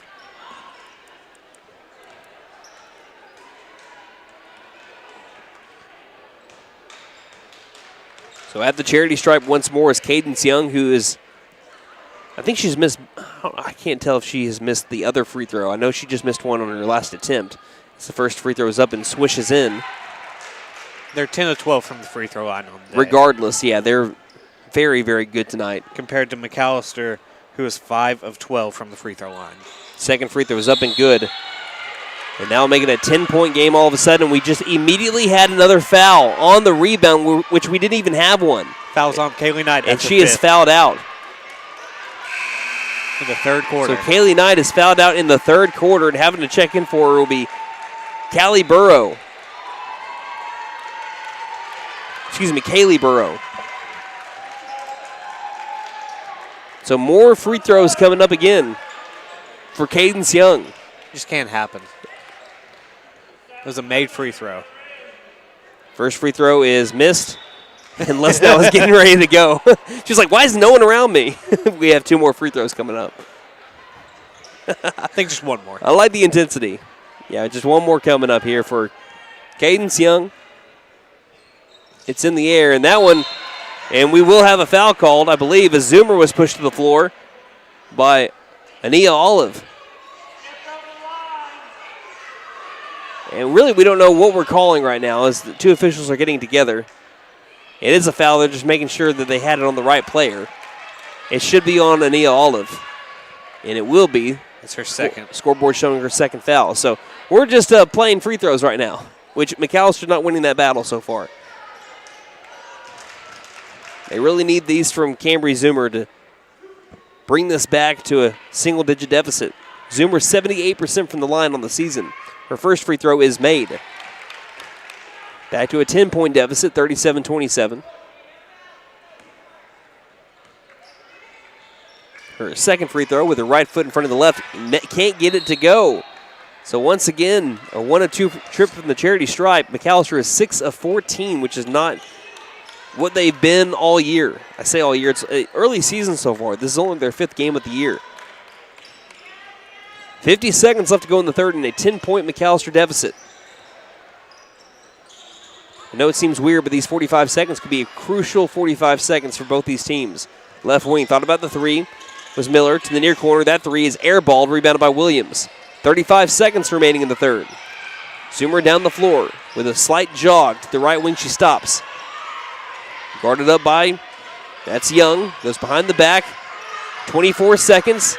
Zoomer throws the ball up in the air, and they're going to call a foul on Cadence Young. The home crowd's not going to like that one. That's just her first. But free throws coming up for Cambry Zoomer. You can't say McAlester hasn't gotten the chances, though. This is really where they need to be able to make their money. And really, here in the second half, turnovers have not been the killer from McAlester. It's been the free throw line. Say that, though, first free throw was made by Zoomer, so we're back to a 9-point deficit. Their second free throw, we're back to an 8. That time she goes 2 of 2 from the line. It's an 8-point McAlester deficit here in Tulsa against Will Rogers. Knight passes left wing. Olive back over to Knight on the edge of the circle. Just kind of playing catch here along the arc. Far corner. 3 on the way by number 3. Miller is missed. Rebounded by Mason. Mason gives it to Zoomer. 1 second. There will be no shot attempt. And we head to the fourth quarter. McAlester trailing by as many as they had when they entered the third quarter. It is an 8-point deficit. 37-29. Put those fours up in the air, Lady Buff fans. You're listening to McAlester Lady Buff basketball here on KNED. When winter winds blow icy and rare, McAlester knows Freeze and Flare's always there.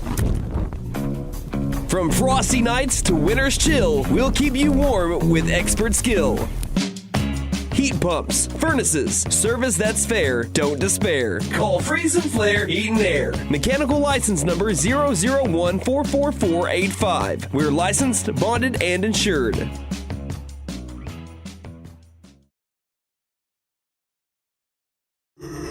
Patriot Chrysler Dodge Jeep and Ram in McAlester says bring on the monstrous discounts. Get up to $17,500 in discounts on every new Ram truck in stock, including all heavy duties. Use this savings to pay off those credit cards and other bills just in time for the holidays. Patriot makes your next Ram truck affordable, which allows you to pay off those pesky bills. Patriot Chrysler Dodge Jeep and Ram in McAlester. Stock number 24559, MSRP 75.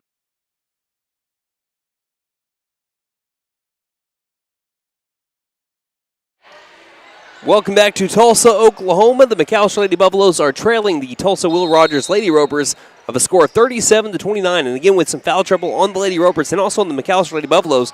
McAlster's already had one lady foul out. That was Kaylee Knight. And a couple of Lady Ropers that are big-time players are currently not on the floor. We have a missed shot by Rylan Lesnow, but there to play janitor and pick up the missed shot is Bodie Nystrom. And that makes it a 6-point game, 37-31. As driving in, we have a 2 that's on the way. We had a whistle quickly be blown, and we're going to be having free throws coming up for, once again, Cadence Young, who's been able to earn her way to the charity stripe tonight. That's not what you needed. That's Rylan Lesnow's fourth. They are attacking her right now, trying to, as McAlester tried attacking Sanaya Morrison early in the third quarter, which led to a foul called. First free throw made by Cadence Young. Checking in will be Anaya Justice. In for Kamari Miller. Second free throw by Young is too strong. Rebounded by Lesnow. Got to make sure you do not get that fifth foul. 7:33 left in the game. Zoomer goes for a mid-range jumper and got it. Cambry Zoomer, pop-in shot. Makes it a 5-point game, 38-33. She's got 9. Picking up right where she left off 2 weeks ago. Driving baseline. No, Rylan Lesnow should have got her fifth foul there. It's a missed shot. Bodie Nystrom's got the rebound. She did deliver a push. That would have been foul number 5 on Lesnow. Great move by Cambry Zoomer behind the back. Passes left wing to Lesnow. Lesnow in the front court. Got to be careful. Do not extend the arm. 7 minutes left in the game. Pass to the left wing. McAlester down by 5. Nystrom feeds the top of the key to Zoomer. Zoomer pumps and drives into the paint. Tough floater. Can she get it to bank in? No. Too strong, rebounded by Justice. And Will Rogers goes the other way. 2-on-1. Pop-it shot from the free throw line. No good either. Rebounded by Lesnow. That's 13 rebounds for Rylan Lesnow. Have yourself a night. Have mercy. Rylan Lesnow. 6:38 left in the game and a 5-point McAlester deficit. Pass to Williams left wing. Williams, bounce pass inside, finds Bodie Nystrom. Good move, turnaround jump shot. Can't get it to go. Gets her own rebound, up for 2. Too hard off the glass. Ball gets knocked out of bounds, last touch in a volleyball hit by the Lady Ropers and Nia Justice. Overstreet checks back in for the first time in a hot minute. 6:26 left in the game and a 5-point McAlester deficit in which they played a top team in 5A very, very well. Inbound, mid-range jump shot missed by Williams. We have a ball tipped outside, rebounded by Zoomer. Zoomer top of the key, guarded up well by Knight. Excuse me, that's Young. Young still guarded up well by Young. We're going to have a 5-second call. Yes, 5-second call. As give your credit to Cadence Young. She is on her defender like a gnat. And honestly, in a game where you really thought Sanaya Morrison and Lindsay Overstreet were going to be able to be bigger contributors, but can't be because they've been on the bench because of foul trouble, your player of the game, if Will Rogers wins this one, is probably going to be Cadence Young. Yeah, I don't think there's much doubt about that. She has taken over since, and needed to take over since we've had players that have had to sit here. Right wing. Nice move, jump shot. Missed, though, by Overstreet on a long jump shot attempt, rebounded by Williams. Still a 5-point deficit. Zoomer trying to get past some Lady Ropers, was unable to do so on the last possession. She passes left wing, Mason. Mason looking inside for Bodie Nystrom. Great feed by Mason, finds Bodie Nystrom, and we're back to a one-possession game. 38-35, 5:40 left to go in the game. Overstreet feeds top of the key. Young thought about the three. Instead gets back outside the perimeter after she began her drive. Olive to the corner, Overstreet. McAlester playing looks like a zone defense. Top of the key three is too strong. Rebounded by Williams. Back-to-back possessions with a defensive rebound for Taylor Williams. And McAlester could tie the game if they can sink a three. Zoomer to the left wing. Williams looking, feeds it straight to a Lady Roper, and they are off to the races. The two is missed, a wide open layup. She does get her own rebound since no one was nearby the rim. Elizabeth Clark missing a wide open layup, makes up for it and makes the shot after the putback. 40-35, 5-point deficit for McAlester. As we have a pass inside to Lesnow. Lesnow's pushed in the back by Overstreet. Is that Overstreet's fourth, I believe? We're going to check here. That's only her third. Oh, third, okay. 4:52 left to go in the game. And Alberson here comes and Morrison. Yep, Alberson and Morrison both playing with 4 fouls now. Checks back into the game. Both coaches felt like this was the time to pull the trigger and put them into the game and risk a possible 5th foul. Mason trying to look for the baseline inbound, finds her way to Bodie Nystrom, who is pushed on the shot, does not get the foul call. Going the other way, up for two, missed shot. Offensive board, back outside, wide open right wing three is short as well. Bodie Nystrom cleans the glass. Zoomer in the backcourt, guarded up by, that is Young. Dribbles right, stops at the three-point line, left her defender in the dust and hits the three. Paint it cold, Cambry Zoomer. Don't do it to him. Makes it a 2-point game. Left her defender sliding across the floor of Will Rogers Gymnasium. And we are at a 2-point game with 4:27 left in it. We'll take a 30-second break and be back here on KNED. McAlester Direct Primary Care offers 24/7 access to your provider, deeply discounted rates on labs and imaging, more time with your provider, same-day or next-day appointments, and even home visits for a flat monthly membership fee. We now offer hormone replacement therapy in addition to our other services. For more information, please stop by our office, McAlester Direct Primary Care at 6th and Carl Albert, or give us a call at 918-233-6522.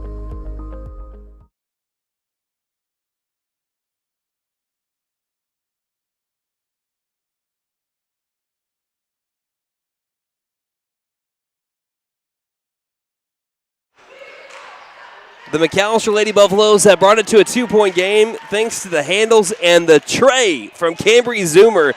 Like I said, left her defender sliding across the floor to make it a 2-point game after the right wing made three. We're still about halfway through the final quarter.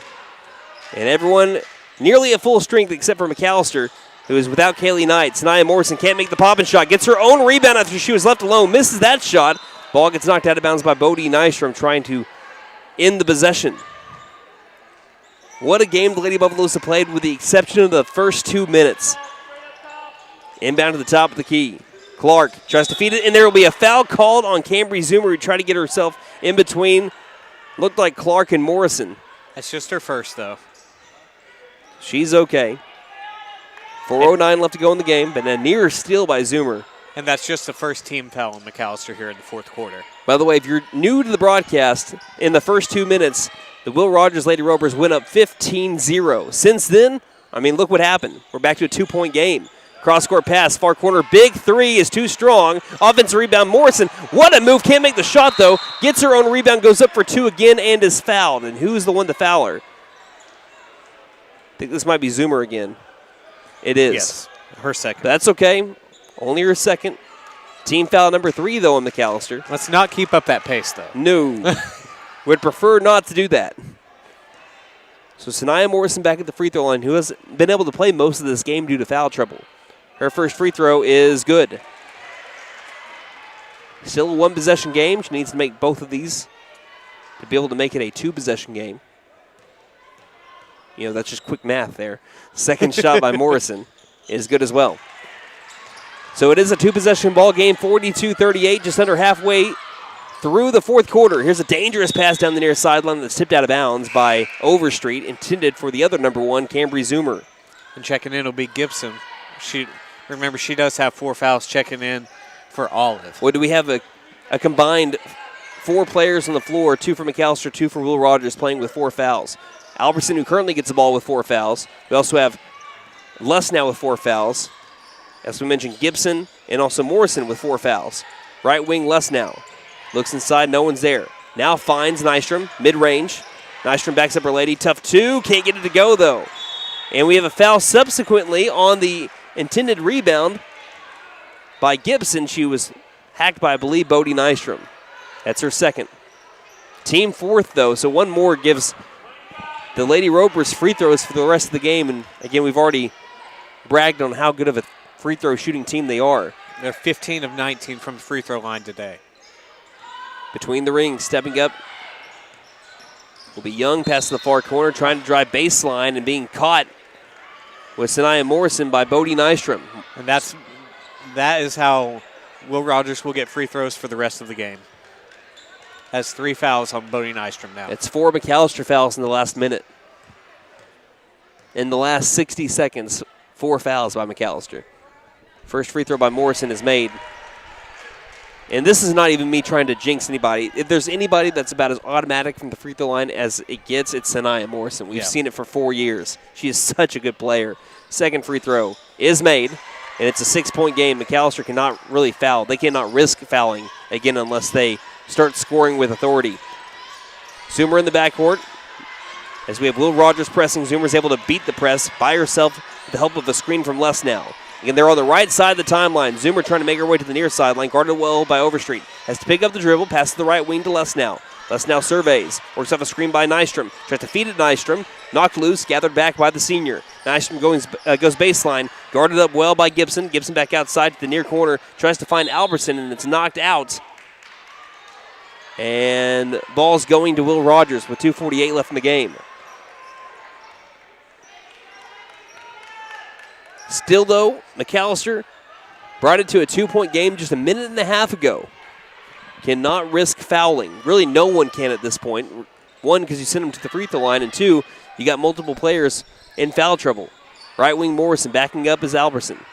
Playing with 4 herself. Baseline jumper by Morrison is missed. Offensive rebound by Clark. Back out straight away. Young pulls up. Free throw line, popping shots missed. Rebounded by Zoomer. Zoomer quickly down the floor. 3-on-1, doesn't care about the numbers. She'll go coast to coast and score anyway. Cambry Zoomer brings it back to a 4-point game. She's got 14. 2:12 left in the fourth quarter. Overstreet, high post. Shovel pass back outside to the top of the key to Young. Young bounce pass, left elbow. Morrison feeds it back to Young. Young on the drive. Pass to the low post. 2 is up and made. Really not much you can do there. Good positioning by Aaron Gibson makes it a 6-point game again, 46-40. We're past the 2-minute warning here in the fourth quarter. Lesnow's got to inbound it, and we'll have a 5-second call on Rylan Lesnow, which will give the ball back to the Lady Ropers. That's a crucial possession that will go the other way. I don't know how many timeouts McAlester has left. They don't have that over here inside this gymnasium. Morrison driving in on Lesnow, up for the 2, misses the shot. Ball is saved by Albertson, rebounded by Bodie Nystrom. Nice save by Avery Albertson, but they cannot take care of the ball. Overstreet and Morrison were in the backcourt with Cambry Zoomer, and they just lost it again.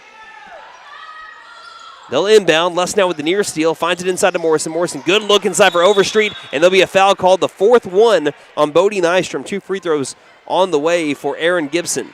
So that's now 3 McAlester players playing with 4 fouls. And we've already had 1 foul out. We have had 6 fouls on McAlester in the fourth quarter, only 1 on Will Rogers. 1:32 left to go in the game. The first free throw is back ironed by Overstreet. Again, for those just now joining us, 46-40 is the score. Will Rogers on top of McAlester, who has given them everything that they could want and more so far. They made them sweat here in Tulsa in the first game of 2025. Second free throw has been made. McAlester trying to beat this press. Nystrom's being kind of pushed, and there is the foul called. And it will be on Overstreet, not Morrison. That should be Overstreet's fourth. So 3 Will Rogers players playing with 4 fouls. Might be too late for McAlester, though. They got to score at a pace that they haven't really scored so far this year. They've already scored more points in this game than they have all season long so far. Here's the quarterback pass. Perfect to Cambry Zoomer, looking like her brother. Rylan Lesnow pulling a Caden Lesnow. Touchdown McAlester, 47-42. The Lady Buffaloes are back down by 5. Can someone tell the Dallas Cowboys I would love to see if they could sign Rylan Lesnow? Top of the key.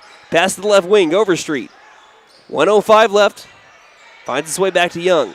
Who can foul for McAlester right now? We're looking at Mason as we have a drive in. The floater is up by Young and made. What a clutch shot by Cadence Young. Says, who needs to foul? I'll take 2 right now.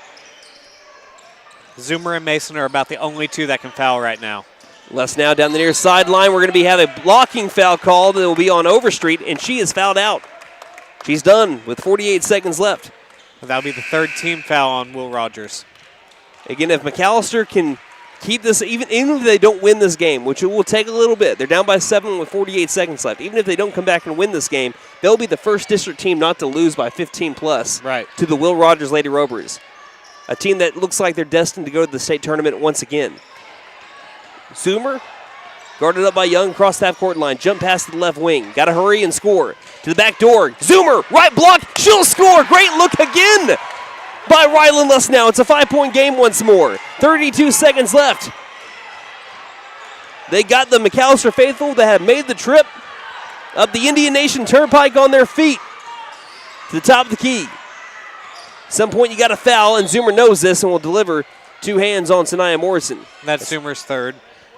We'll do a quick reset on number of fouls. Zoomer's got 3, Albertson 4, Lesnow 4, Mason 3, Nystrom 4. So Zoomer and Mason are the ones that need a foul. And Morrison very good at the free throw line, trying to get 2 more clutch ones on the way. First one is up and rattles home. This next one's big because it makes it a 3-possession game, which with about 20 seconds left essentially, I would say, seals it. Yeah. Yes. This is the big free throw. Morrison spins the ball, puts it in the air, and she has made both the free throws, and it's back to a 7-point game. 51-44, that will essentially do it, but let's see how McAlester can finish this one.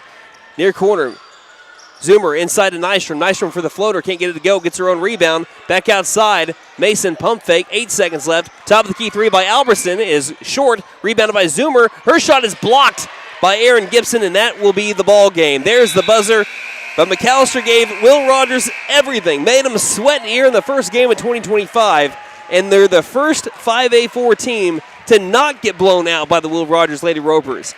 It was a close one all throughout this, and if it wasn't for the first couple of minutes where Will Rogers completely ran ahead, we might be looking at a different game in the fourth quarter. But what a performance by McAlester. I know they don't get their first win of the season, but they showed a lot of heart, a lot of grit, and they're taking steps in the right direction, I'd say. That's 100% true. Looking for their first win next week when they travel to Durant on Tuesday. So we have something that happened after the game. I was looking at you. McAlester players are still on the floor. What did I miss? I don't know. And we're all getting back to our places. McAlester Lady Buffaloes are going back to the bench. I don't know what happened. The buzzer sounded. Did we have a late foul call?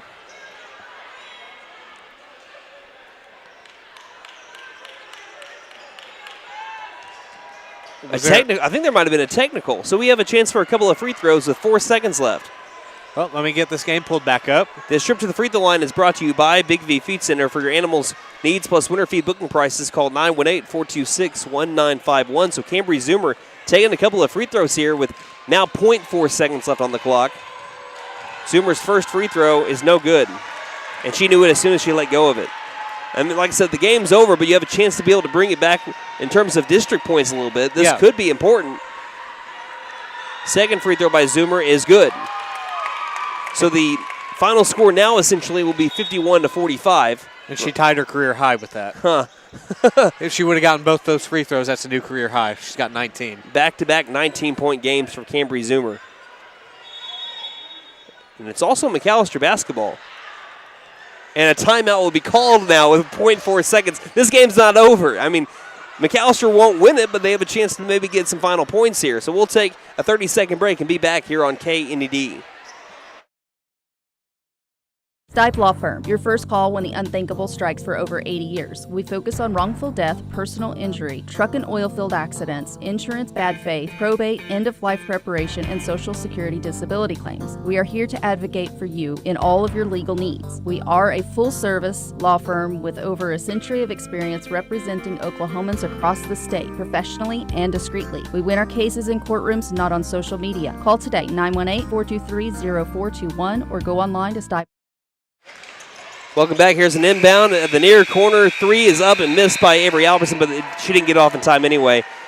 We did take a timeout with 0.4 seconds left. As we mentioned, the Lady Buffaloes were not going to win the game, down by 6 with 0.4 left. But after everything that we already said, let's kind of reiterate. The Lady Buffaloes gave the Tulsa Will Rogers Lady Ropers, who have beaten Tahlequah by 33 points earlier this year, a team that beat McAlester by over 20 in the season opener. Yeah. I don't like to always score compare, but we're doing it right now. Lady Buffaloes lose by 6 on the road to a team that, like I mentioned, is destined to go back to the state tournament. If that's not a step in the right direction, I don't know what is.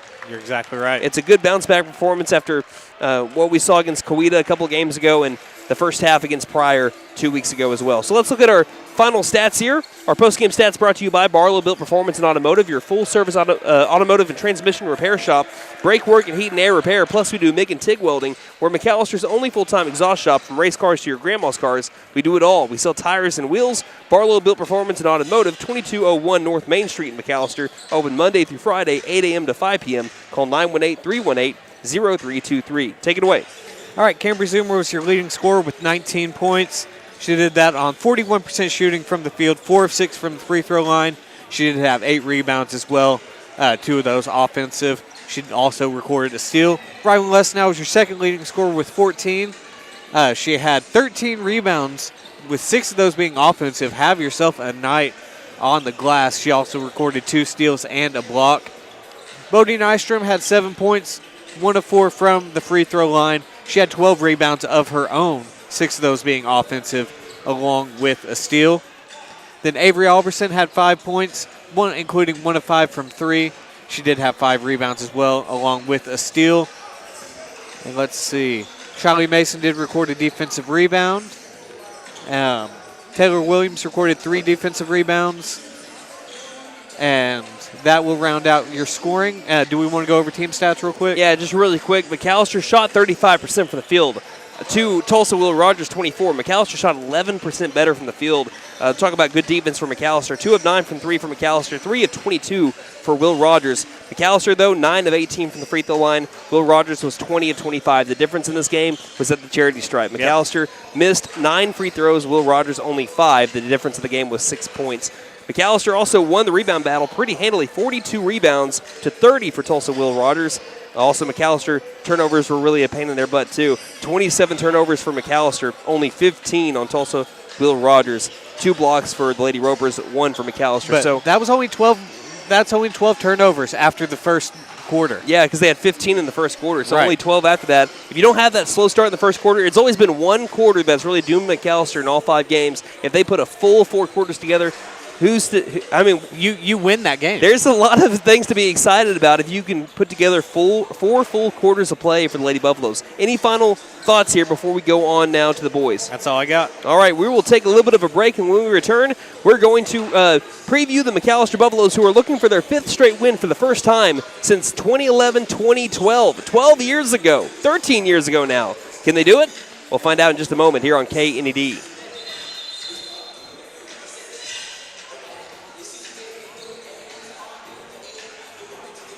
Running into an old friend is nice. Running into a total stranger, well, not so good. Now, you don't need help from Buck Wilson Frame and Body Shop for those greetings with friends, but if you have one of those unwanted encounters with a stranger, give Buck Wilson a call at 918-423-3161. They are expert craftsmen, specialists. They can straighten out your situation. Buck Wilson Frame and Body Shop, 103 East Oklahoma, McAlester. Again, call 918-423-3161. Hey guys, it's Sam from Sam Wampler's Freedom Ford in McAlester and Eufaula. With 2 locations to choose from, we have close to 200 vehicles on the ground and coming in. And with vehicles starting at $29.95, we have something for everyone. And if you need parts or service, we are loading up at both locations to serve you better. Plus, with our mobile service van and our pickup and delivery, we can help you with sales and service no matter where you are. So come see us at Sam Wampler's Freedom Ford in McAlester and Eufaula and let us make it happen for you. So, checking accounts. There seems like a ton to choose from, right? I was looking for one that didn't charge monthly fees, with bounce protection, and had mobile banking. I found the Bank NA. The Bank NA has been voted #1 for 10 years in a row in the McAlester News Capital's Reader's Choice Awards. The bonus is that they're local, so the money stays in town. Call 918-423-2265 or go in to find what you need in checking options. The Bank NA. Strong, secure, and ready to loan. Member FDIC, Equal Housing Lender.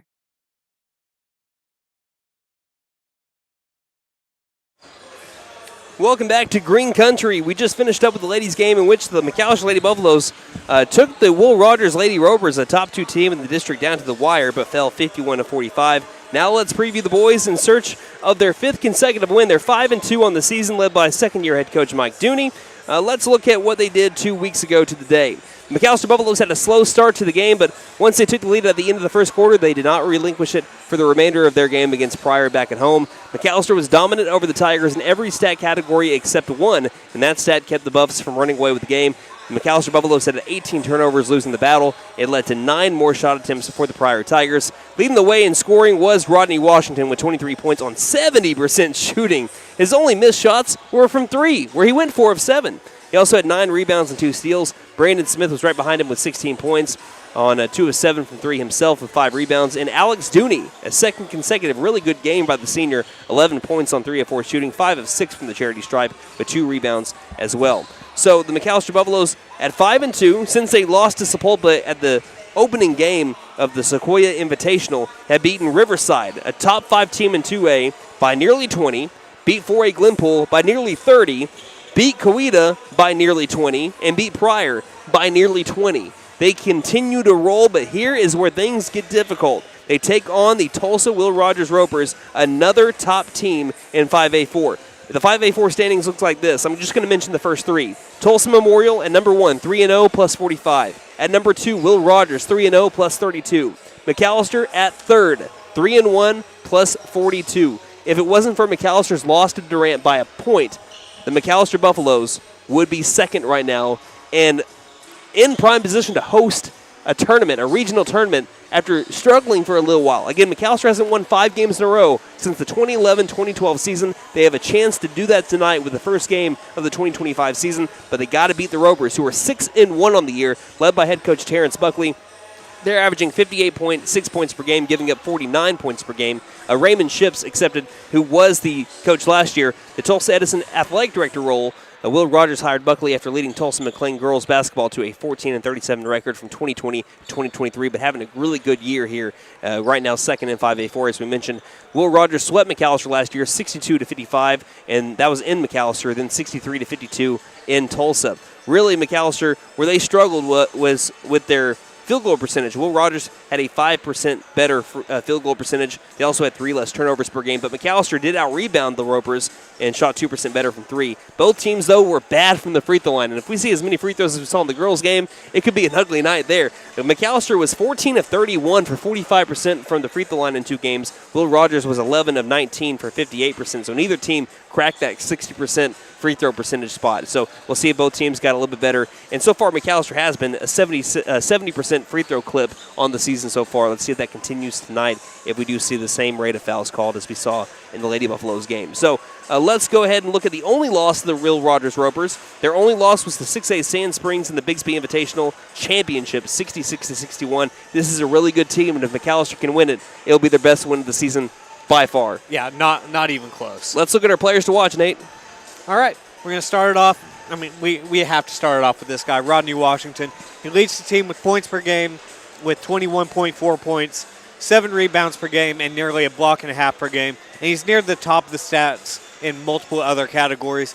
If both he and my next player to watch are both hitting their stride at the same time, this team is near impossible to keep up with on the offensive side. And next up, of course, is Brandon Smith. Rodney may be leading the team in scoring, but Brandon is just one single point behind him. Like 21.4, 21.3. Right. There may not be a more dynamic duo in 5A basketball when both of these two are hitting their stride at the same time.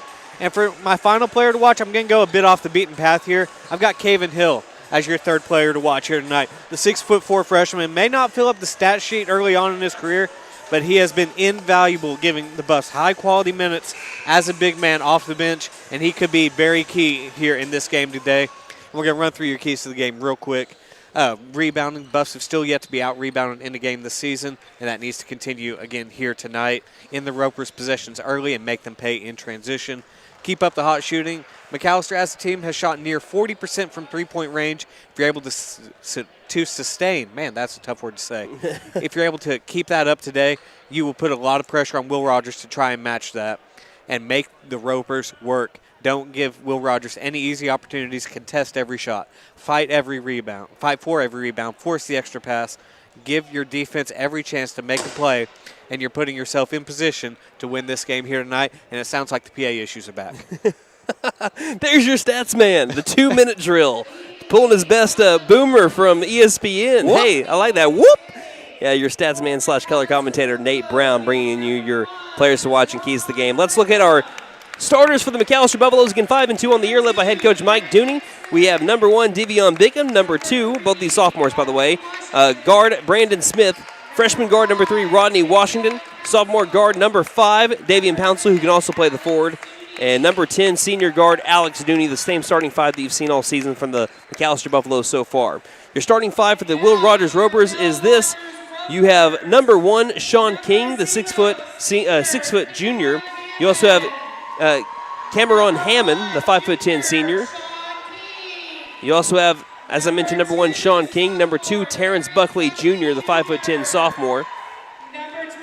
Number 23, Jay Oates, the 6'2" junior. And number 24, Brandon Crossland, the 6'3" sophomore. So those are your starting 5 for the Will Rogers Ropers, led by head coach Terrence Buckley. McAllister's wearing their road black on black jerseys with the white numerals in the front and back, white McAlester in cursive across the chest. For the Will Rogers Ropers, their home white uniforms with the blue numerals on the front and back, Ropers on the back in cursive, with Will Rogers on the front in that cursive script as well. We're about to have tip-off brought to you by McAlester Clothing Consignment. Accepts consignments Mondays, Wednesdays, and Fridays and offers a 50-50 split. Consign with us and pick up great bargains. 1212 South Main McAlester behind Dollar General. As we are getting ready to get started here in Tulsa, Oklahoma. We're waiting on the Ropers to break their huddle. They do so. Inside the circle will be number 24, Brandon Crossland, and number 1, Devion Bickham. Crossland standing at 6'3". Bickham listed at 6'3" as well. McAlester will be moving the ball right to left across your radio dial when they have it, and the Ropers will be left to right. If you're watching on video stream, you're about to hear us cut the audio for a little bit. We got to be able to change out some batteries real fast, but you'll be able to still watch the broadcast here. Ball's up in the air. Tip is won by McAlester as it's basketball time here in the Heartland. Near corner, Washington driving baseline. Rodney with the right hand. He'll score quickly. The McAlester Buffaloes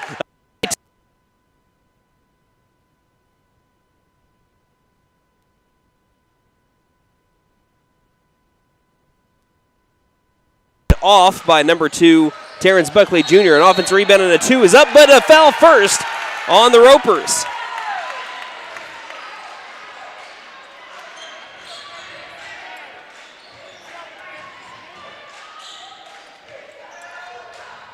So I think I'm all caught up. Nate did a great job of getting that fixed in a hurry.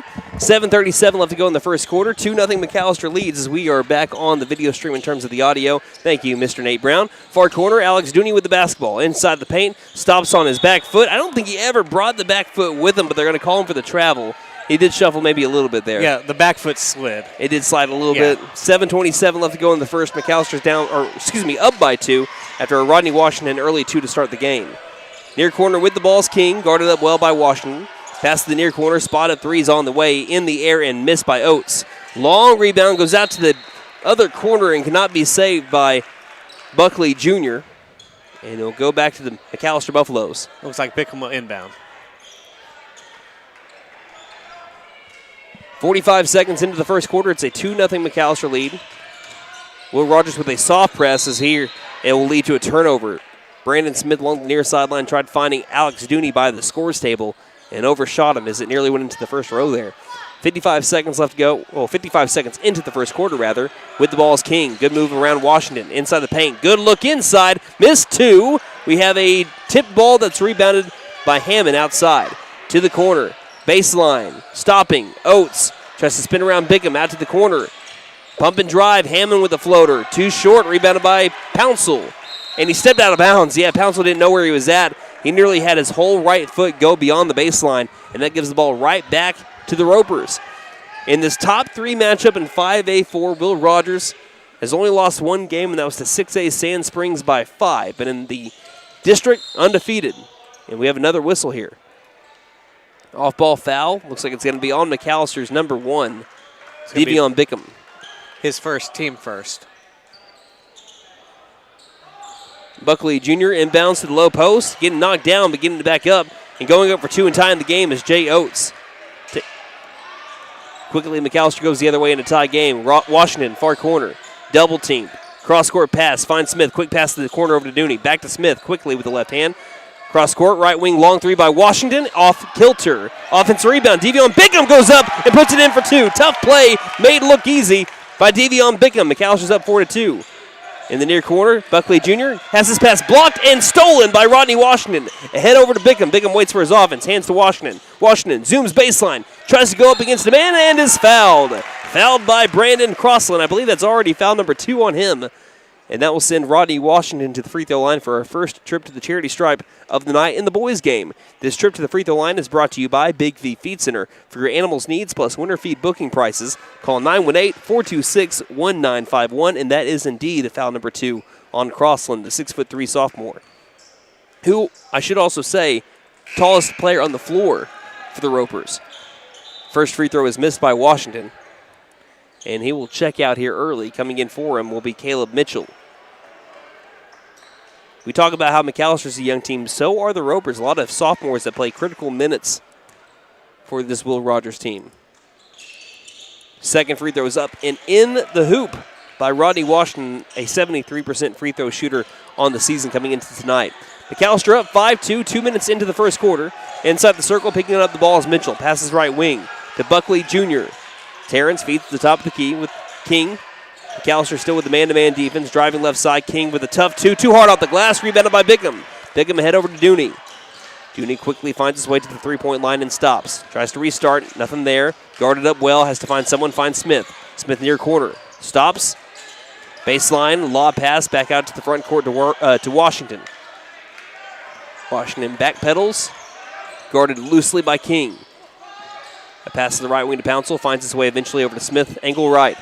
Smith on the drive, into the paint, feeds it baseline. Bickham, jump stop, into the paint, blocked shot. Nice play by Jay Oates. And going the other way are the Ropers. Not many people are able to block Devion Bickham. No, they are not. And we have a foul on the other side. Is that going to be on Bickham again? Yep. And he knows he needs to come out. That'll be foul number 2 on him. So we had 2 on Crossland, 2 on Bickham. Both those players are the ones that were inside the circle for the jump. Huh.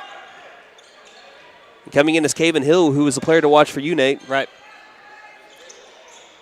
Inbound, low post, directly underneath the basket. Still be able to make a tough shot is Sean King. Brings it back to a 1-point game. McAllister leading 5-4, 3 minutes into the first quarter. If you're McAllister, you just tip your cap on that one. Washington standing right between the rings. Drives right. Tough 2. Was it blocked? It was blocked.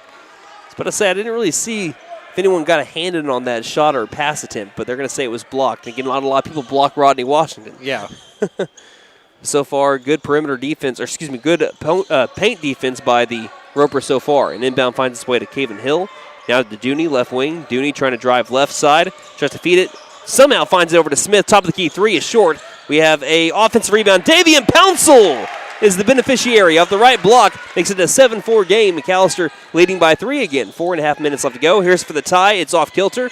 And Smith, he went up too high. He tried to grab it in with the fingertips, and it just goes out of bounds.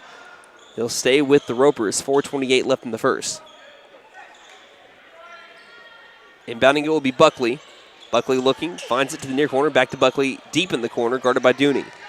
Pass back out right wing to Mitchell, who checked in for Crossland earlier in the quarter, who played with an early 2 fouls. Mitchell pulls up, 10-foot jumper, finds the bottom of the net.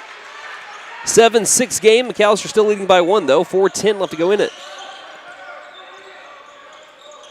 Dooney pats his head, calls out the play. Looks, dribbles right, tries to feed it, and hits off the back heel of Sean King, stolen by the Ropers. Here's a tough 2 contested by Brandon Smith, leading to the missed shot, rebounded by Dooney. McAlester has the numbers going the other way, 4-on-3. Smith does not try to drive yet, waits on Dooney, just setting up the offense.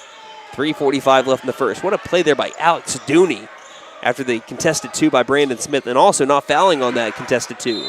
Coach Dooney, not liking what he sees. He'll call a timeout and talk to his guys. 3:40 left to go in the first. McAlester leading 7-6 here on KNED. At Fenton Nissan, we keep you moving with our wide selection of pre-owned vehicles. Every pre-owned vehicle receives a 126-point inspection. We have close relationships with over 20 financial institutions to keep you moving in a new-to-you vehicle of your dreams. Visit Fenton Nissan for a great selection of pre-owned vehicles, great trade-in values, and the best deal. Don't forget to tell them Morgan sent ya. Fenton Nissan is your best deal dealer. Shop us online now at fentonnissan.com. We're back in Tulsa, Oklahoma here at Will Rogers High School Gymnasium. McAlester leading 7-6. Coach Dooney not happy with how his team was moving. His offense was moving in before that last time out. He takes some time to talk about it, and it leads to a steal as Dooney was kind of pushed after he was double-teamed. Here's the first lead of the game for the Ropers after a transition 2 is made by Titsworth. It's 8-7. McAlester down by 1 for the first time in the game, and we have a travel over here in the near corner. Guarded up well once again by Sean King. So turnovers biting McAlester immediately out of the timeout by Coach Dooney. 3:21 left in the first. King across the half-court line, guarded by Washington. Passes to the left wing. Now down to the low post, guarded up by Hill, is Oates. Oates still trying to go in on Hill. Nice defense, back out to the right wing. Floater from the right elbow is short. Offensive rebound as Hammond misses the 2. Offensive rebound again up from the left block. Scoring, and 1 is Jay Oates. And Rodney Washington will be charged with the foul here. It should be his first. Team third. And we'll have Wesley Phillips checking in as well as Ryan Cornish. Hill checks out, and so does Brandon Smith for the moment. 3:03 left in the first quarter. 10-7 McAlester trails. Oates tries to complete the three-point play. Ball's in the air and good. 11-7, McAlester down by 4 after the Ropers have gone on a 6-0 run so far. Cornish beats a press with a pass to Pouncil, near corner. Bounce pass inside for Wesley Phillips. That's how you beat a press, textbook. And McAlester back down by 2, 11-9. Wesley Phillips, those were his 3rd and 4th points of the season. Across the half-court line. King on the drive, kicks it late. Far corner, there's a travel. A little bit of an extra step there for Cameron Hammond. He'll give the Buffaloes the ball back, down by 2, 11-9. Dooney inbounds to Washington, and we're back underway. Again, McAlester shooting on the left side of the half-court line for those that are listening on radio. Defending on the right side in the first half. Pouncil with the ball right wing, guarded up well by Mitchell. Passes to Dooney, left wing. Dooney on the drive, lost the ball, gets back on it, and we will have a tie ball here inside the paint going to the Ropers. I'll go down as the steal. Smith checks back in. The reason why Smith checked out for the moment was so that he could talk to Coach Dooney. He sat him right next to him, explained what he needed to explain, and then checked right back in. So on the floor is Phillips, Washington, Smith, Pouncil, and Cornish. King jogs his way across the half-court line, stops in the circle. Shovel pass right wing to Jefferson. Guarded by Pouncil, inside to Oates. Oates stumbled and traveled. He just landed on his feet wrong as he was trying to stop along the low post. Looked like he landed more on his heels than the base of his feet. 2:05 left in the first. Lob pass to Cornish. Cornish gathers it and passes to Pouncil. Now cross over to Washington. Far corner 3 for the lead. Too strong. And McAlester goes one and done on that possession. Rebounded by Jefferson. Ropers the other way.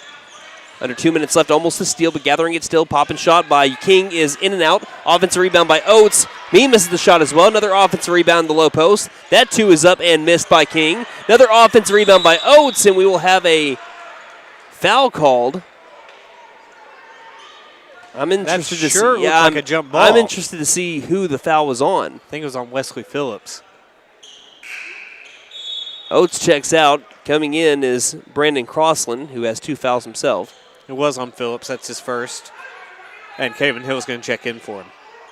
McAllister's got to end the possession here. That's what Coach Dooney's kind of telling Phillips as well as he was making his way off the floor. That's already 7 offensive rebounds for the Ropers. Oh, that's rough. McAllister has not lost a game in the rebound department all season long. Inbound leads to a turnover. The pressure applied by Brandon Smith. Dakari and Titsworth couldn't handle it in the corner. Not a very pretty game so far between these two teams. But something's got to bend so far. A good offense against a really good defense, too. Washington dribbling right. Backpedals. Plenty of separation between him and Jefferson. 1:20 left in the first. McAllister down 11-9.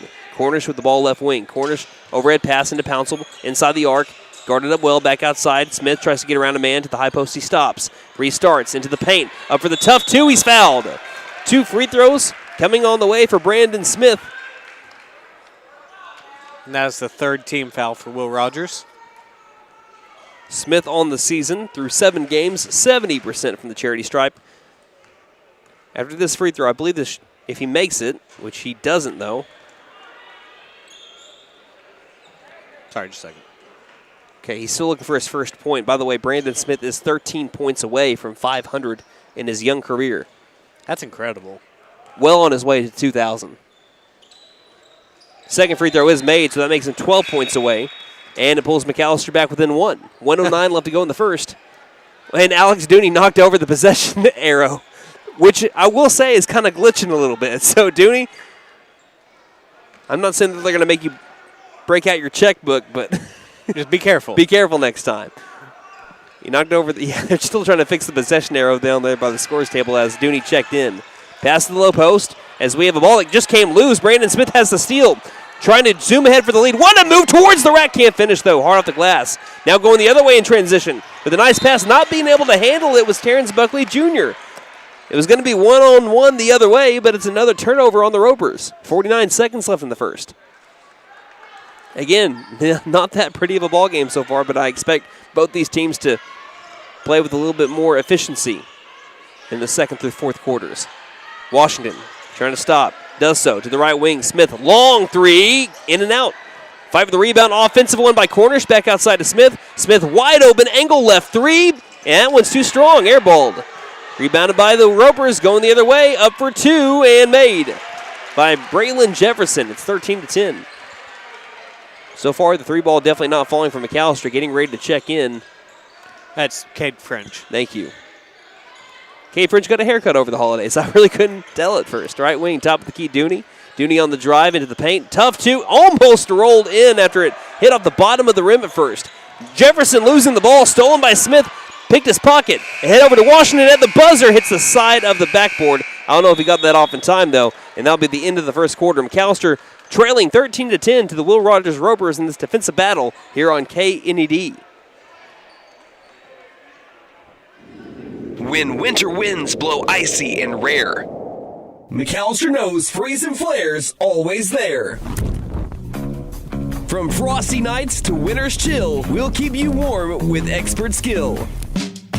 Heat pumps, furnaces, service that's fair, don't despair. Call Freeze and Flare Heat and Air. Mechanical license number 001444485. We're licensed, bonded, and insured. Patriot Chrysler Dodge Jeep and Ram in McAlester says bring on the monstrous discounts. Get up to $17,500 in discounts on every new Ram truck in stock, including all heavy duties. Use this savings to pay off those credit cards and other bills just in time for the holidays. Patriot makes your next Ram truck affordable, which allows you to pay off those pesky bills. Patriot Chrysler Dodge Jeep and Ram in McAlester. Stock number 24559, MSRP 75905.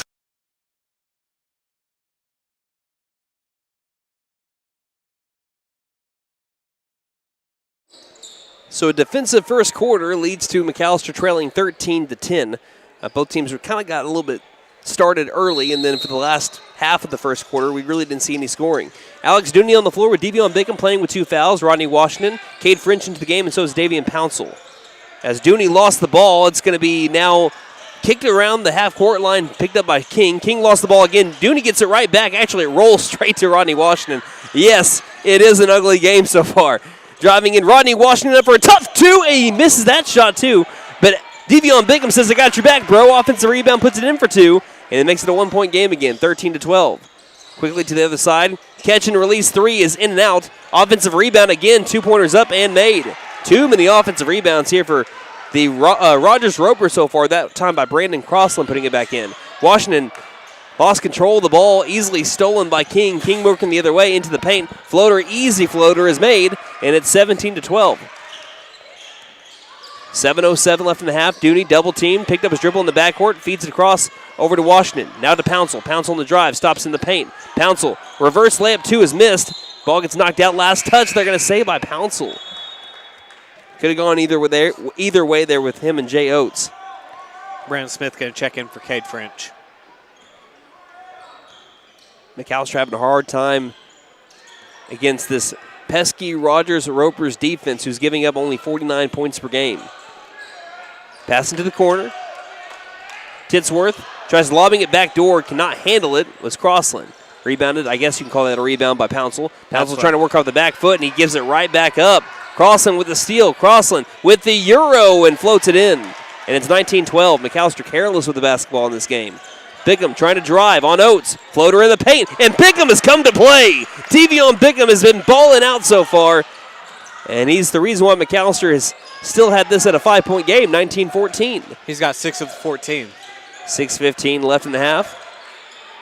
Bickham averaging 6 points per game on the season so far. Here's a big-time block by Rodney Washington. Tried to keep the play alive. But, man, the wingspan of the freshman Rodney Washington looking like Mr. Fantastic. 6:06 left in the half. Ryan Cornish checking in for Davian Pouncil here. Looking to inbound Titsworth. Finds Mitchell. Mitchell baseline. Bounce pass into the paint. And we have some foul on the floor. We'll wait and see what it is. Still waiting on a call. They're going to call it on Rodney Washington. It's his second. First team foul of the second quarter. Inbound into the baseline to Crossland. Crossland pulls up for the long jumper. Hit off the side of the backboard. And it still finds its way after a big bounce over to Crossland. Another offensive rebound. McAlester cannot end possession. It's been their downfall so far, is really what it's been. There's already 9 offensive rebounds for Will Rogers today. To put that into perspective, McAlster's averaging 10 a game on the year so far. This time, Devion Bickham, there he is again with a steal. Up for 2, he scores and 1, they're going to count it. He shoots, he scores right this way, Mr. Bickham to the charity stripe. Open up that shirt, show the Superman logo so far here in T-Town. This trip to the charity stripe brought to you by Big V Feed Center. For your animals' needs plus winter feed booking prices, call 918-426-1951. Pouncil in for Washington. Devion Bickham still showing out. By the way, that's foul number 3 on Brandon Crossland. Free throw is in the air and made. And he's brought it back to a 2-point game. Devion Bickham already 6 points away from tying his career high. Last year against Will Rogers, he had only 8 points in 2 games. Wow. He's got 9 tonight in a quarter and a half. Here's a nice defensive play by Alex Dooney, who nearly gets the steal. Taken back by Mitchell, and we have a timeout that has to be called. No, they won't call the timeout. Wanting it was Terrence Buckley, but a 10-second call first, and you can give that to Alex Dooney. What a play there by the senior. Alex Dooney has worked his tail off to perfect his defensive efforts, and I got to tell you, it's fun to watch. Cornish comes out on the floor for McAlester as Smith, Dooney, Washington, Bickham, and Pouncil. Inbound over to Dooney, left front court. 5:20 left to go in the half. Dooney trying to drive right side. Stops just in front of the free throw line. Goes up for a tough two. Off the glass. Can't get it to fall. And going the other way, a low bounce. Finds its way over to Hammond. Hammond for two. Misses the shot. Good transition defense by Washington. He has the rebound ahead to Bickham. Bickham stops. Wide dribble, though, and it's going to be easily stolen by Buckley Jr. Buckley going the other way. Stops right wing. Feeds it now. I believe that's Mitchell. Back to Buckley. Three-pointer in the air and in and out. Rebounded by Bickham. Still a 2-point McAlester deficit. Rogers 0 of 6 from 3. Near corner, Pouncil trying to hit the first three of the game, and he can't do so. This ball gets knocked out of bounds. Last touch by Bickham, who tried saving the possession.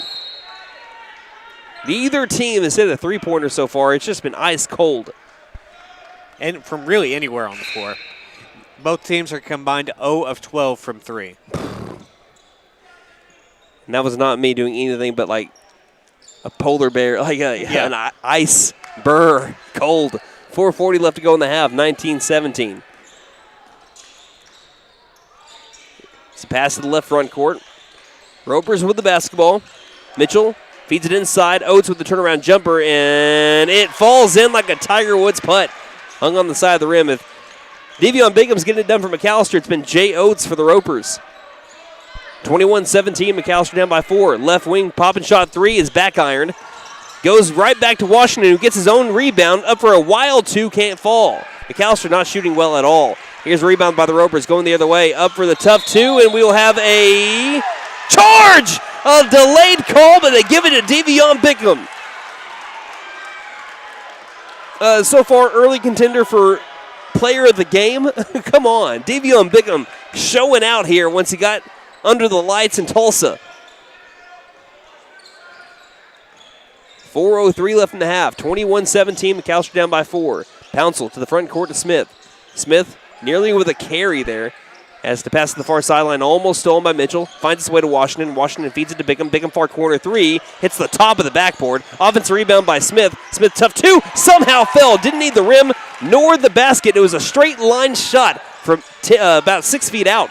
And it brings it back to a 2-point game, 21-19. Great. Oh, I thought that was good defense by Pouncil. They're going to say he made too much contact.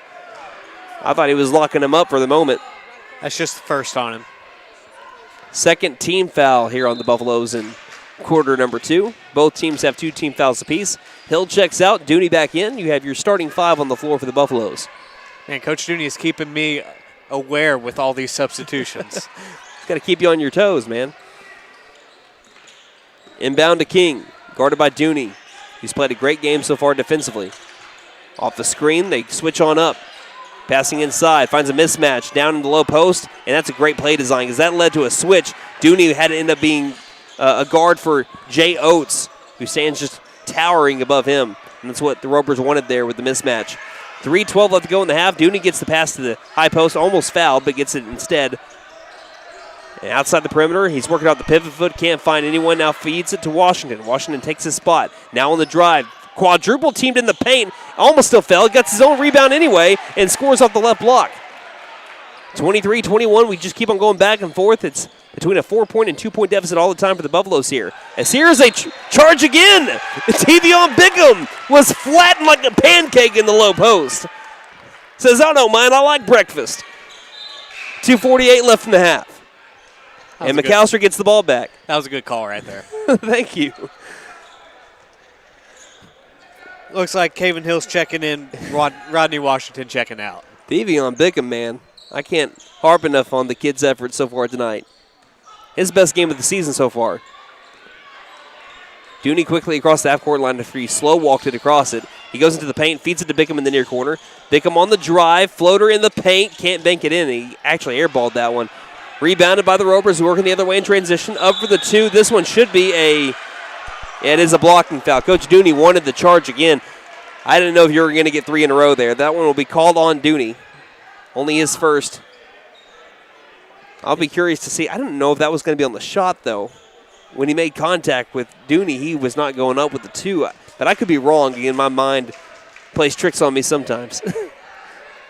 Cyrus Pete on the floor. I remember him back from the Primus Moore Invitational from last year. There was a stretch, I think, in the Invitational, if I have my mind or my memory serve me correctly, Pete couldn't miss from 3. Yeah. Like Pistol Pete, he looked like, from beyond the arc over at the Primus Moore last year. McAlester didn't play them, but we got to see a lot of their games.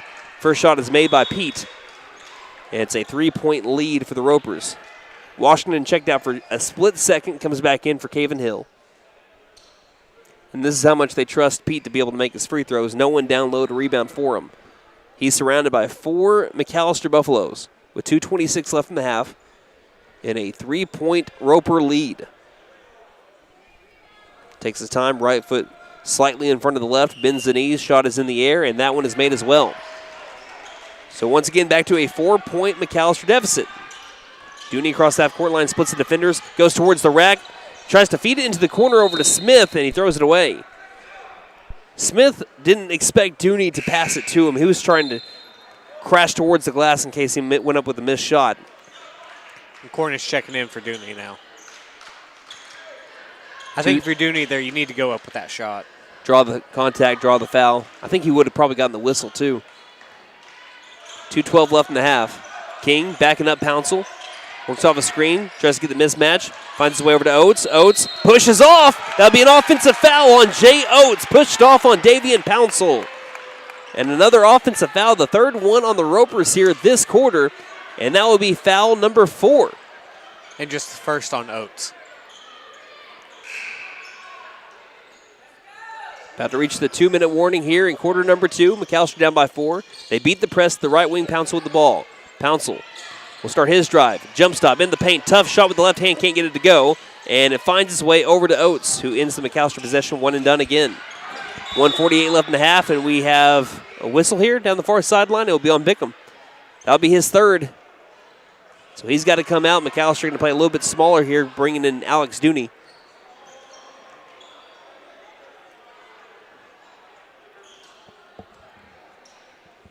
And I really don't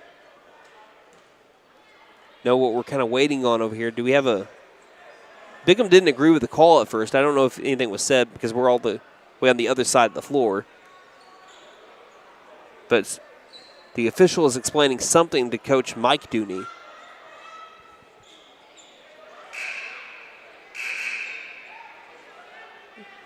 Either way, Bickham will take a seat for the moment. And Alex Dooney will check in for him. Like I said, more than likely, that'll be the final minute of Bickham's first half.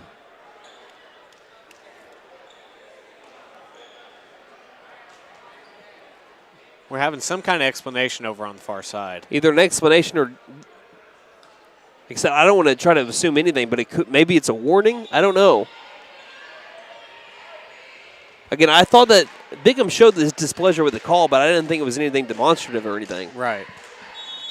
But a long time to be able to get that call and then get restarted here. Here's an inbound over to Oates. Oates in the far corner up for 3 over Pouncil. Can't get it to go. Ball takes a big bounce into the corner, and it will be last touched by McAlester, who cannot end the Ropers' possession so far in this first half. It has been brutal. Despite all that, they're still down by only 4.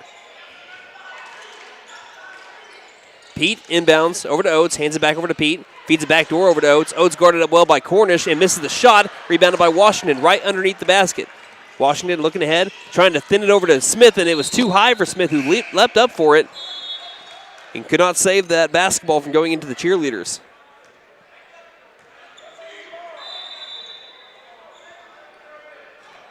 So they give it right back to the Ropers. It doesn't feel like it, but the turnovers are dead even right now. So how many does McAlester have? We are both at 13. Well, the Buffaloes on the season at 14.7 turnovers per game, so it's not normal for them to have this many first-half turnovers. King across the half-court line, passes near corner to Buckley. Buckley guarded well by Cornish, bounce pass low post to Oates. Oates guarding Pouncil, or Pouncil guarding Oates, rather, feeds it to the straightaway mark. Hammond, guarded by Smith. McAlester has been successful with his man-to-man defense for the most part. It's been them not being able to finish possessions and second chance points here. King was pushing Dooney, no whistle there. Pass over to the high post. Driving left side, King. King guarded up by Dooney. Misses. No, he makes the shot. Somehow it bounced all around the rim and scores. And it's a game-high 6-point lead. No team is led by more than what the Ropers lead by right now. Left wing three. Washington can't get that one to go, and it bounces over the backboard. And the Buffalo's shot is still ice cold. McAlester is averaging 67.4 points per game of the season. They have been held to 21 so far with 46 seconds left to go in the first half. McAlester 0 of 9 from 3. Will Rogers 0 of 7. As we mentioned, you have a dynamite offense with a stingy defense, and so far that stingy defense is winning. Down the near sideline, quickly goes Buckley Jr. Passes it to King. King has his pocket pit. Stolen, well, officially by Dooney, but it was picked by Smith. And we have a foul that's a late foul called on Sean King, which will be foul number 5. Will Rogers is going to be upset because that was a very late call, but as Nate said, we do believe it is the correct call. So free throws on the way for Alex Dooney, as that was foul number 5, team foul for the Ropers. The first personal on Sean King.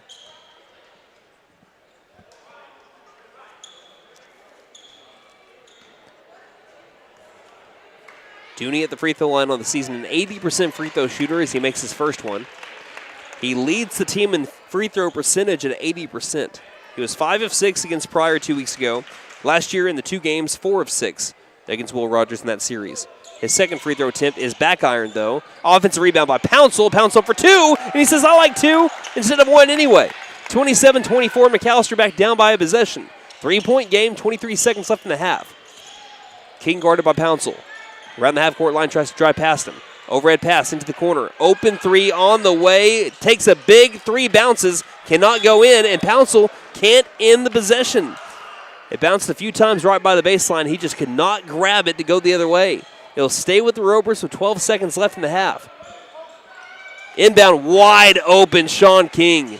He'll never take an easier shot than he did right there. 4-point deficit for McAlester. Driving in. Brandon Smith coast to coast. Wild 2 can't get it to go. Caven Hill can't get his shot to go after an offensive rebound. There's the buzzer, and that's the end of the first half. McAlester probably plays, not probably, that was their worst half of basketball that they have played, but also credit to the Will Rogers defense because they have been stingy on McAllister's playmakers, leading to no 3-pointers made so far. We'll talk about that and more stats when we get to our halftime stats at the end of the next 2 or so minutes. 29-24, McAlester trails here in T-Town at the break on KNED. McAlester Direct Primary Care offers 24/7 access to your provider, deeply discounted rates on labs and imaging, more time with your provider, same-day or next-day appointments, and even home visits for a flat monthly membership fee. We now offer hormone replacement therapy in addition to our other services. For more information, please stop by our office, McAlester Direct Primary Care at 6th and Carl Albert, or give us a call at 918-233-6522. Stipe Law Firm, your first call when the unthinkable strikes. For over 80 years. We focus on wrongful death, personal injury, truck and oil field accidents, insurance bad faith, probate, end-of-life preparation, and Social Security disability claims. We are here to advocate for you in all of your legal needs. We are a full-service law firm with over a century of experience representing Oklahomans across the state, professionally and discreetly. We win our cases in courtrooms, not on social media. Call today, 918-423-0421, or go. Running into an old friend is nice. Running into a total stranger, well, not so good. Now, you don't need help from Buck Wilson Frame and Body Shop for those greetings with friends, but if you have one of those unwanted encounters with a stranger, give Buck Wilson a call at 918-423-3161. They are expert craftsmen, specialists. They can straighten out your situation. Buck Wilson Frame and Body Shop, 103 East Oklahoma, McAlester. Again, call 918-423-3161.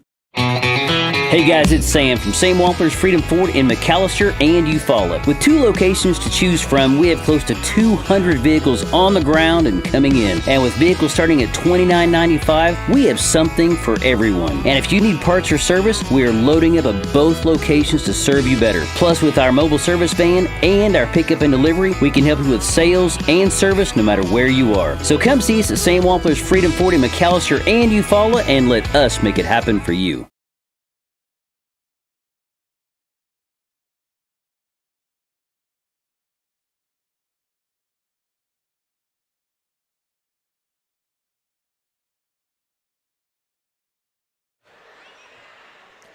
Welcome back to the Will Rogers High School Gymnasium, where the McAlester Buffaloes trail the Will Rogers Ropers 29-24. And although it's a 5-point deficit, McAlester played a really bad half of basketball. They didn't shoot the ball well. They didn't take care of the ball. They couldn't rebound the ball, but yet they find themselves only down by 5. And we're going to be talking about that and more stats here with your halftime stats brought to you by First Realty, 602 South 2nd Street, McAlester. Call 918-423-3122 or visit first-realty.net.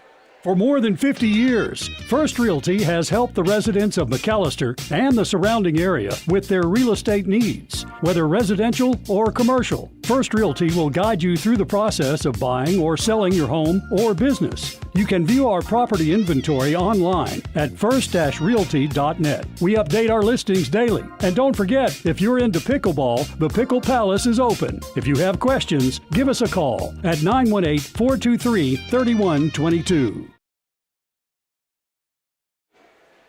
All right, Nate, take it away. All right. Devion Bickham was your leading scorer here in the first half with 9 points. Did that on 4 of 7 shooting, 1 of 1 from the free throw line, 4 rebounds, 2 of those being offensive and a steal. I think he's the only person from McAlester shooting above 30% so far. Am I right? No. Well, out of people that have taken 5+ shots. No. Really? Yeah. Who am I not guessing? Just We'll conversation here. Okay. Patience, Brandon. We'll get there, I promise you. Rodney Washington was your second leading scorer. He had 5. He did go 1 of 2 from the free throw line in the first half. 4 rebounds, 2 of those being offensive, along with 2 steals and a block. Devion Pouncil. Davian Pouncil. Davian Pouncil. You mixed up him and Devian. I got you. Yeah. He had 4 points in the first half on 2 of 5 shooting, good for 40%. Okay. 4 rebounds, again, 2 of those being offensive. Three guys in a row with the same stat line there. Let's see. Brandon Smith had 3 points in the first half, 1 and 2 from the free throw line with an offensive rebound and 3 steals in the first half. Wesley Phillips had 2 points on 1 of 1 shooting. Let's see. Alex Dooney had 1 point on 1 of 2 from the free throw line with a rebound and a steal. Let's see. Ryan Cornish recorded a first half offensive rebound along with Kaven Hill. And that rounds out the individual scoring. McAlester shot 31% from the field compared to Will Rogers' 38%. So McAlester shooting right now 17% worse in this game than they are on the season. That's crazy. That's not very good. It's not what you want. And they're only down by 5. I'm going to say that after a lot of these bad stats, by the way. Right. Teams are combined 0 of 17 from 3. Oof. Not good.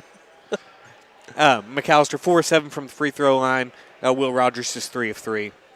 McAlester currently getting out rebounded, but not by much. It is 18-16 rebounding. But they're even in offensive rebounds. 9 really? To 9. Yeah. It does not feel like that at all. It feels like McAlster's about doubled up on the offensive rebounds. Probably right because I'm almost certain Will Rogers has done a better job at taking advantage of their second chance points than McAlester has. Let's see. McAlester has turned the ball over a total of 14 times. Will Rogers, 13.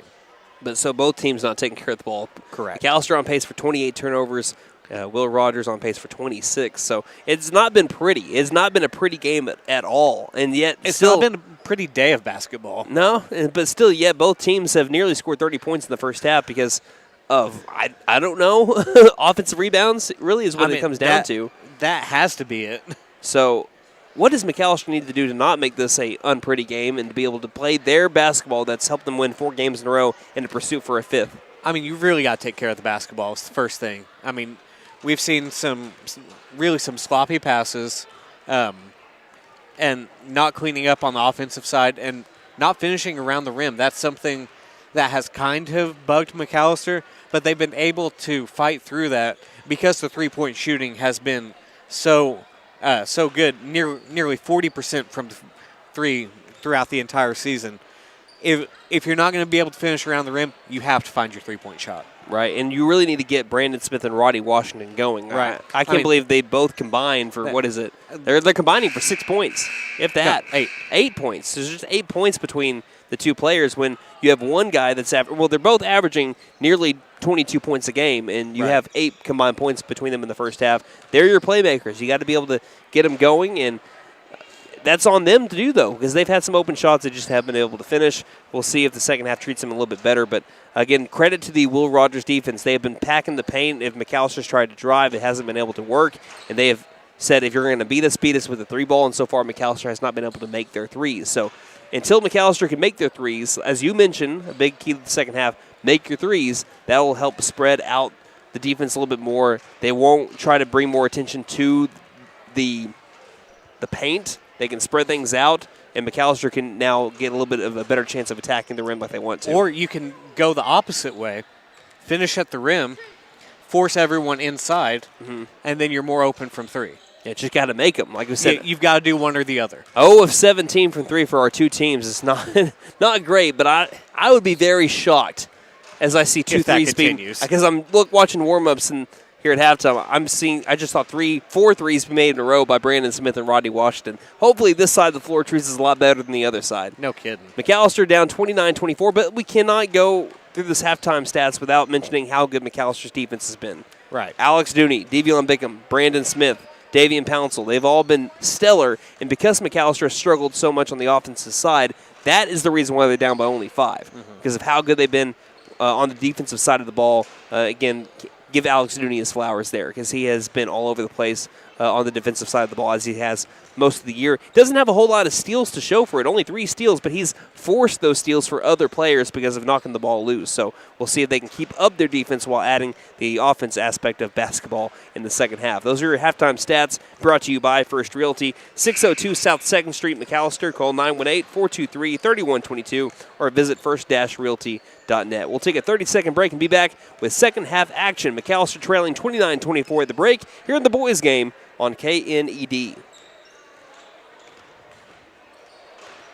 So, checking accounts. There seems like a ton to choose from, right? I was looking for one that didn't charge monthly fees, with bounce protection, and had mobile banking. I found the Bank NA. The Bank NA has been voted #1 for 10 years in a row in the McAllister News Capital's Reader's Choice Awards. The bonus is that they're local, so the money stays in town. Call 918-423-2265 or go in to find what you need in checking options. The Bank NA. Strong, secure, and ready to loan. Member FDIC, Equal Housing Lender.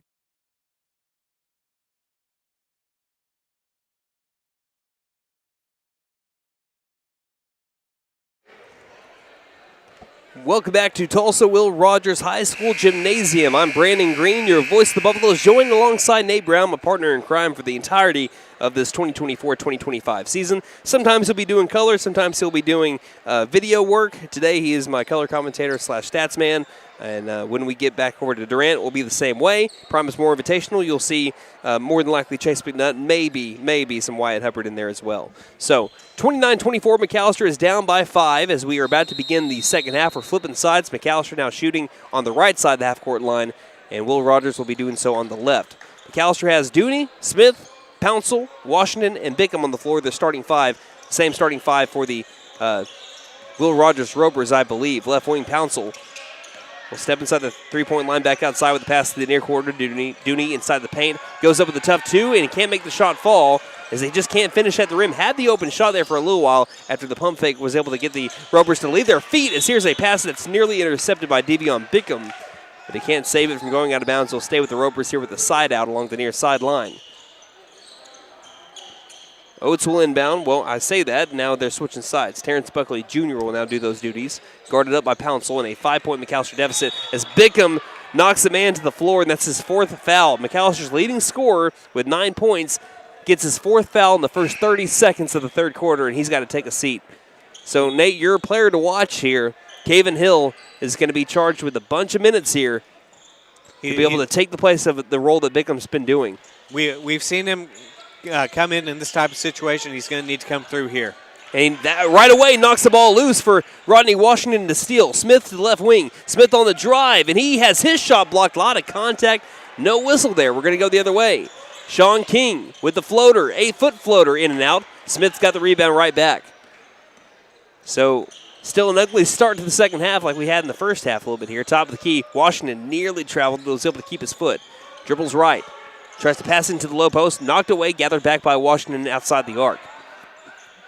Pass to the left wing to Pouncil. Pouncil looking inside. Feeds the top of the key to Smith. Smith to the corner. Washington fakes the pass left. Now does pass left straight to a Roper. Dooney tries to save it before it's knocked out. And it will be a turnover on McAlester again.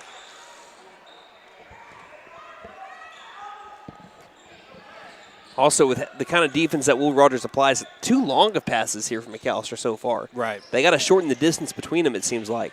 6:40 left to go in the third. Dribbling right is King to in front of his bench. Has to pick up his dribble, guarded by Dooney. Pass inside to Oates, guarded by Hill. Tough two. Nice defense by Hill, who forces the missed shot, and he's got the board too. Smith across the timeline, passes into the corner to Pouncil. Pouncil back to Smith, to the right wing to Washington. Washington about 5 feet from the three-point line, passes high post to Pouncil. Pouncil right elbow. Left dribble, goes up for the two after he forced a man to his feet, or onto his back. Sean King tried to draw the foul, no dice. And the floater falls for Davian Pouncil, and it makes it a 29-26 game. Back to a one-possession game for McAlester, who trails by 3, 6 minutes left to go in the third. Oates feeds it, shovel pass, top of the key. Mitchell with the ball, trying to drive on Washington. Gets the step up for the basket and scores. Was able to get the one step he needed on Rodney Washington, leading to a 2 right back in the Ropers' favor. 5:42 left in the third. Smith, cross-court pass to Pouncil left wing. Pouncil looking, finds Washington. Big three right wing, and it's way too strong. He hits the deck. Probably should have been a foul there for a shot. Here on the other side, Rodney Washington can't get the block as he hits the glass, and a 2 is made by Mitchell. And it's 33-26, largest lead of the game for either team. 7-point lead for the Ropers. Pouncil backing up his man, falls on top of King, and they're going to call a travel on Pouncil. Just an ugly game so far. 5:20 left in the third. Again, a 7-point deficit for the Buffaloes. Down the near sideline. King, guarded by Dooney, creates a little bit of space, now gathers it right back on him.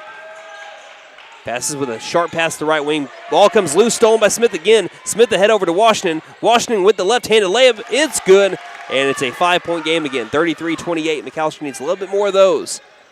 They've been able to force turnovers, haven't been able to score on a whole lot of them. Top of the key, King pushes off on Dooney. That should be a foul, and it is on King. I really wish we could go back in time and see how many charges that Alex Dooney has drawn, because he is so good at it, man. That'll be a summer project for me, because that's going to take me a while. That's crazy to say, too, because he's drawn so many charges that would take a little while to find out how many he's actually drawn.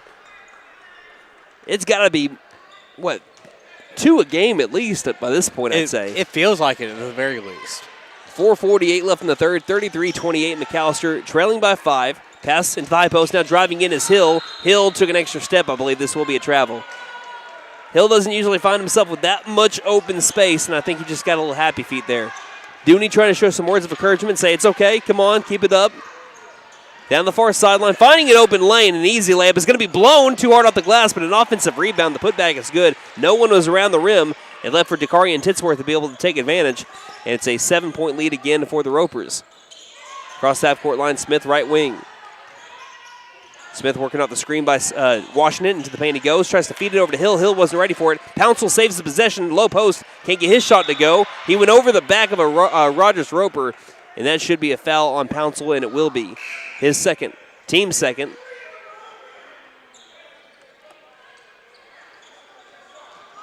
And Kevin Hill going to check out. Yep. Coach Dooney's frustrated, and I don't blame him. This is one of the most frustrated I've seen him this season, and it's because McAllister's not playing their A game. Right. And it's still a 7-point game, knowing that this could be a game here. So here's a nice move just inside the three-point line. An awkward shot. It's too strong. Nice box out and rebound by Pouncil.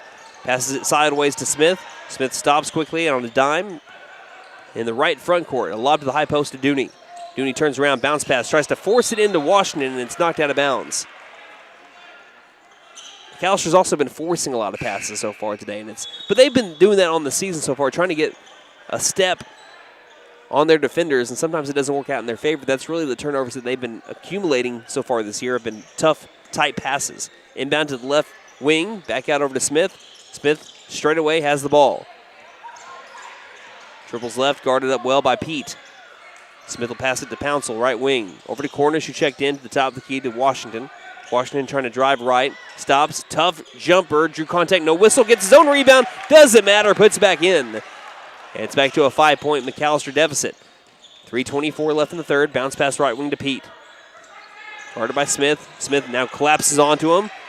In front of the scores table, we will have a timeout call by Buckley as Smith was applying the pressure on Pete. 3:17 left in the third. McAlester trails 35-30 here on KNED.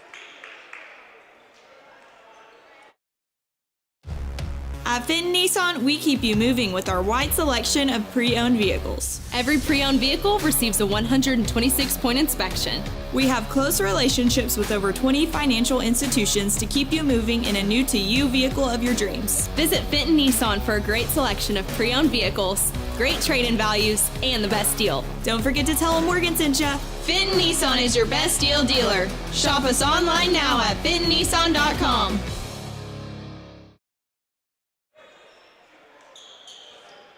3 minutes, 17 seconds left in the third quarter. The McAlester Buffaloes down 35-30. At one point, they couldn't break it past 2 points of a deficit. And now here in the third quarter, they can't get it past the 5-point deficit. They keep on going between 5 and 7 points down. They need to stop right here. To the high post, now driving in. Pistol Pete can't make the shot fall. I meant Cyrus Pete, but it's also worked because he's been pretty good so far in this game. After the rebound to the far corner, deep in the corner, Smith for three hits the side of the backboard. And it's rebounded by King. Now ahead on a perfect pass. Finds his way over to number 24, Brandon Crossland, who finishes at the rim to make it a 7-point game again. We're quickly going back down the floor. Brandon Smith stops left wing, has to backpedal. Guarded up by Pete. Crosses over Pete. Finds Dooney, who's trying to go baseline. Dooney has the ball ripped away, and we will have a foul called on Alex Dooney. That'll be team foul number 3 on McAlester. And the second one on Dooney. Or are they going to... Yeah, Brandon, at first, Smith thought it was going to be on Will Rogers. He was getting ready to inbound it. As it will be Roper basketball up on McAlester by 7, 37-30, 2:40 left in the third. Pouncil, tight defense on Crossland. Crossland backing up Pouncil. Tries to feed it over to Pete in the low post. Could not handle the pass on a bullet towards him towards the baseline. Coming off limping a little bit also is Caleb Mitchell. I think he's going to be just fine, though. As here we have a steal by Pete. He makes up for it. Goes up for 2 against Cornish and scores. Another careless transition for McAlester. Dooney down the near sideline. Guarded up well by Buckley. Is triple teamed, and Coach Dooney will call a timeout with 2:16 left in the third. McAlester trails 39-30 behind a lot of turnovers in this game. We'll take a break and be back here on KNED. When winter winds blow icy and rare, McAlester knows Freeze and Flair's always there. From frosty nights to winter's chill, we'll keep you warm with expert skill. Heat pumps, furnaces, service that's fair, don't despair. Call Freeze and Flair Heat and Air. Mechanical license number 001-44485. We're licensed, bonded, and insured.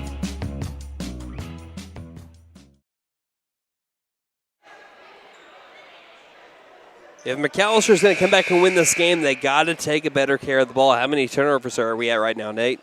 McAlester right now is at 17.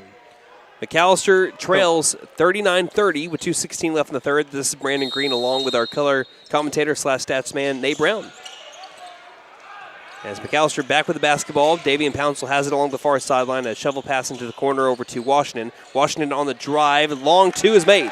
Stretches out with the right hand, and Rodney Washington gets the 2 to go. It's 39-32. Quickly to the other side, far corner. Pete, step back 3 is on the way and made. There's our first made 3 of the game, and it's from Cyrus Pete. 42-32, our first made 3 by either team. Cross court, Brandon Smith.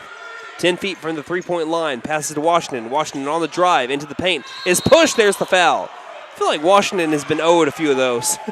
And he will... For sure. I don't know if they're going to call this on the shot or on the floor. Looks like it'll be on the floor. And Smith will inbound along the baseline. Lobs out over to Washington, back to Smith. Need this one. Corner 3, too strong. McAlester just ice cold from downtown tonight. Still have not made a made 3 after being near 40% from 3 on the season. Here's a tough 2 that's made. Brandon Crossland right over a man to make it 44-32. Smith, top of the key. Back pedals on up. McAlester down by 12 points just like that. Got to make their threes. Pouncil driving in, jump stopping in for two. Got it. They do answer right back. 44-34. As quickly, Will Rogers goes to the other side. Misses a back iron three from the far corner. Offensive rebound by Crossland. Crossland double teamed in the corner. Has to find someone. The pass is tipped by a Buffalo out of bounds. Looks like it was last touched by Pouncil with 58 seconds left in the third. And Devion Bickham with 4 fouls. I think Coach Dooney knows this is a pivotal point. You're down by 10 points. You need a spark. Bickham's got to be able to play smart, aggressive yet smart. You don't want to have your 5th foul. You can tell how bad they've missed Bickham here in the third quarter. Buckley Jr. inbounds. Over to Mitchell in the corner. Guarded up by Dooney. Backs up Dooney to the low post. Now back up to the baseline. Tries to draw contact on a baseline 2 that's missed. We have a rebound that's won by King amongst 3 McAlester players. He hits the deck. No travel call. Out at the top of the key. Crossland straightaway 3 is missed. Another offensive rebound bounced straight over to Buckley Jr. Guarded by Smith. Behind the backboard finds King. Now stolen by Smith. 35 seconds left in the quarter. Ahead over to Bickham. Bickham for a tough 2. Can't get it to go in transition. That's been a problem for McAlester tonight. On the other side, Bickham gets his 5th foul. He was trailing, trying to get a chase down block, and he made contact with the back of Terrence Buckley Jr. And McAlester is without Devion Bickham for the entirety of the fourth quarter. He is fouled out with 25 seconds left in the third. He has been, again, arguably McAllister's best player tonight, and he hasn't been able to be on the floor for nearly the entire third quarter and for a lot of the first. Coach Dooney's trying to plead his case, but that is foul number 5 on Bickham, and I think Bickham knew it immediately too. Yeah, you saw his hands immediately go to his head. And Caven Hill, again, it is your time to shine, buddy. By the way, that was foul number 4 on McAlester here in quarter number 3. That's a massive blow for McAllister's chances to come back. But again, if you just feel like if they had make their threes, if they had any of their threes fall, this is a much different ball game.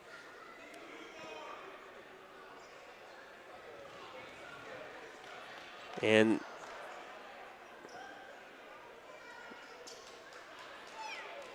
trying to see what our stoppage was for at first. 2 free throws on the way for Terrence Buckley Jr. His first one is good. What are they from the line tonight? 4-4. So they haven't had a whole lot of free throw attempts. McAllister's been fouling, but mostly on the floor.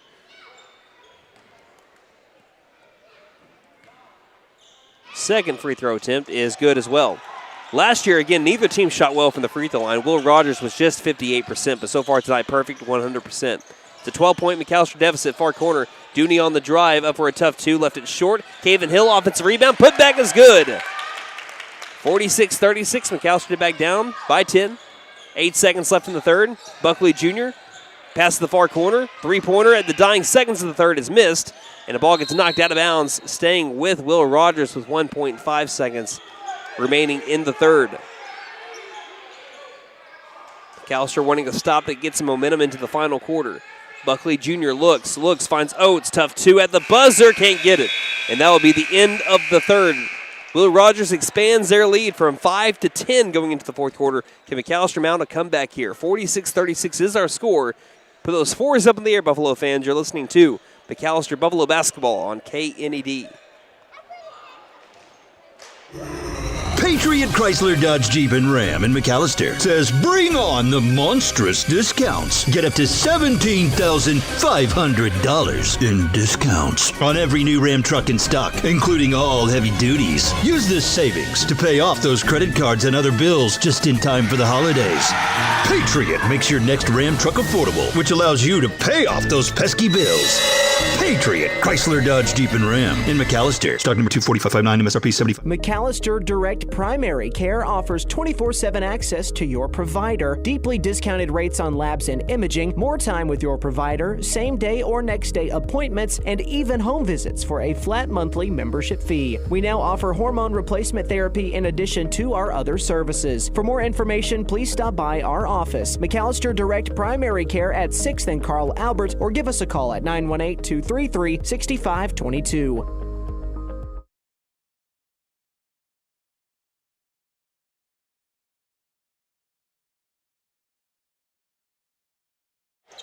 So McAlester behind the 8 ball by just a little bit here, and by just a little bit, they're missing one of their starters for the entirety of the fourth quarter. Devion Bickham has fouled out in the third. They're down by 10, 46-36, and so far held to a season low in points. Here's a far corner, completely wide open three that's missed. We've only had one made three between our two teams as they get the ball back. Ropers with the basketball, by the way. Low post 2 is up and made by Jay Oates, and it's a 48-36 game. McAlester down in that game. 20 seconds into the fourth quarters, we're just now getting started. Dooney, Pouncil, Hill, Smith, and Washington on the floor for the black and gold. Inside the paint, up for 2, we have a travel first by Alex Dooney. Wesley Phillips going to check in here. The season low in points for McAlester this year is 55. They had 55 points against Durant in a loss. McAlester on the season, when they have scored 60 points or less, is 0-2.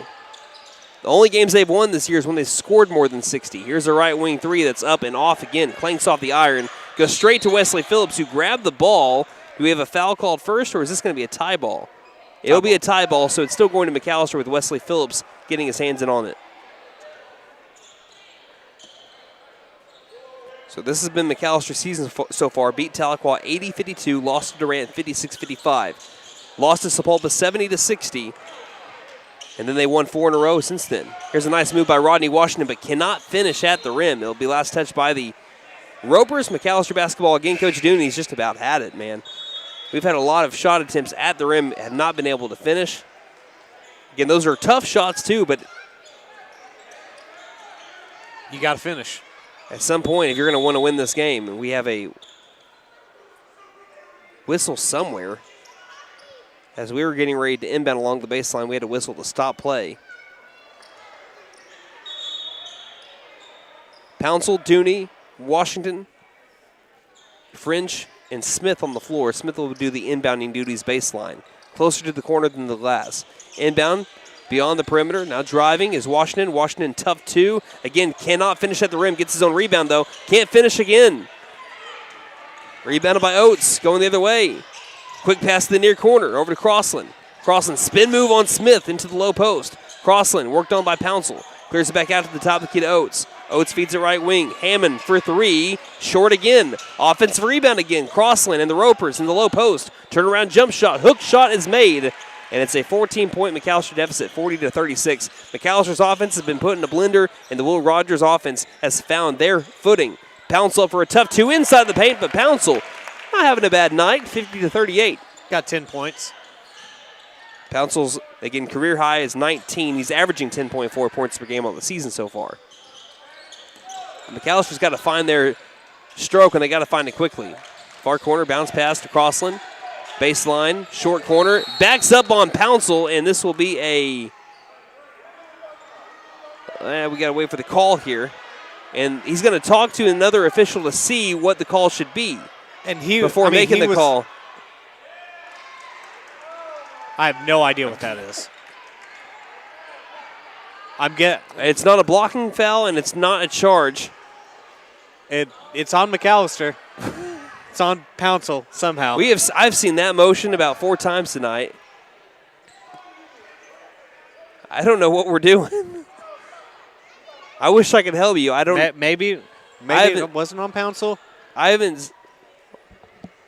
Unless they're trying to call. Is that the flopping call? Yeah, is it flopping? That's what I was about to say. Okay. That's like a flopping call. So they're trying to call flopping. Thank you, sir.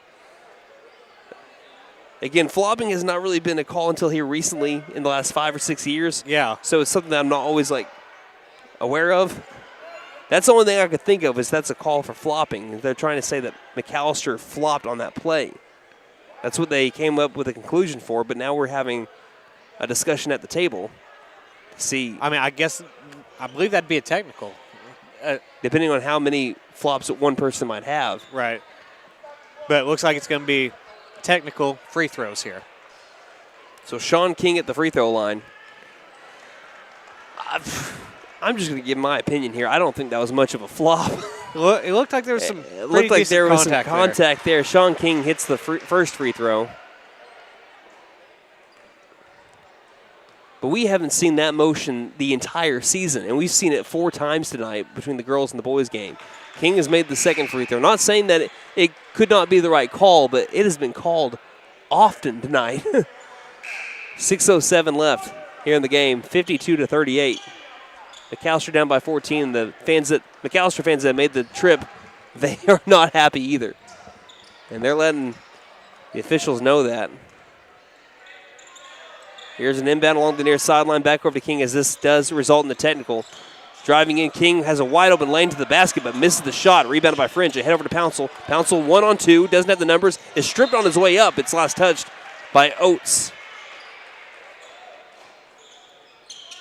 So baseline inbound here by Fringe with McAlester needing to find, they really need to find a three-point shot. Really, if they're going to come back in this one, and they can't turn the ball over like they did there. Inbound straight to King. King Euro step. Easy two off of the left hand, and it's a 54-38 game. Getting away from McAlester here. Their largest loss this season was by 10 points to Sepulpa. As we have now a timeout called by Coach Dooney. 5:39 left to go in the game. McAlester trailing 54-38. You're listening to McAlester basketball here on KNED. Stipe Law Firm, your first call when the unthinkable strikes. For over 80 years. We focus on wrongful death, personal injury, truck and oil field accidents, insurance bad faith, probate, end-of-life preparation, and Social Security disability claims. We are here to advocate for you in all of your legal needs. We are a full-service law firm with over a century of experience representing Oklahomans across the state, professionally and discreetly. We win our cases in courtrooms, not on social media. Call today, 918-423-0421, or go online to stipelaw.com. Running into an old friend is nice. Running into a total stranger, well, not so good. Now, you don't need help from Buck Wilson Frame and Body Shop for those greetings with friends, but if you have one of those unwanted encounters with a stranger, give Buck Wilson a call at 918-423-3161. They are expert craftsmen, specialists. They can straighten out your situation. Buck Wilson Frame and Body Shop, 103 East Oklahoma, McAlester. Again, call 918-423-3161. 54-38, the Tulsa Will Rogers Ropers lead the McAlester Buffaloes with 5:39 left to go in the game. The Rogers Ropers have been fantastic on the season. They're 6-1 on the season, averaging 58.6 points per game, giving up 49 points per game. And they have shown how good their defense has been all year, and it's been to their credit in this game as well. They've held McAlester, who's averaging nearly 70 points per game, to just 38 with 5.5 left here in this game. So they've been able to hold Rodney Washington, who's a 22-point per game player, to way lower than that, and same way with Brandon Smith. So you got to give all the credit in the world here to the Will Rogers Ropers defense and how they've been able to just contain McAlester star players. It's been up to the role players for McAlester to step up. Bickham did so until he fouled out. Pouncil's been trying his best. He's gotten to double digits. But Will Rogers, they're executing a game plan to perfection, or just about as perfect as you can be. And as we're getting ready to check in, I have a slight stoppage, but while we have this time, we have the Buffaloes on the floor. Pouncil, Dooney, Cornish, Washington, and Smith is getting ready to inbound. Do we have a problem on the scoreboard? I mean, score's right from what I have. By the way, clock is at 5:39 left in the game. Buffaloes trail 54-38. I see Cornish tucking in his jersey. Everyone's kind of tucking in their jerseys, but that's not the issue. That's not the issue that we're coming up with here. Again, we're not on the floor, so we really can't tell. I mean, we can kind of wait around to see what it is. But while we have this time, we'd like to thank our sponsors, though. Thank you guys for putting us on the air, not just tonight, but all season long.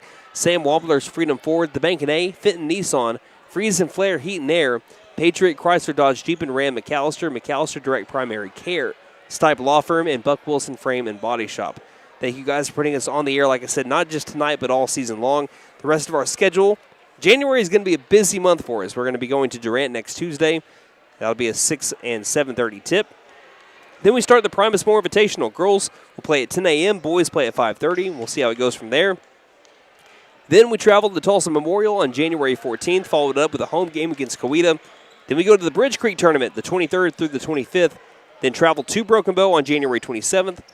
We have Potac on the 28th, and then Tulsa Edison at home to finish off the month of January on the 31st. We're back to play. Rodney Washington with the ball, and he gave it right back up. Again, that's that tough Will Rogers defense that we've been talking about.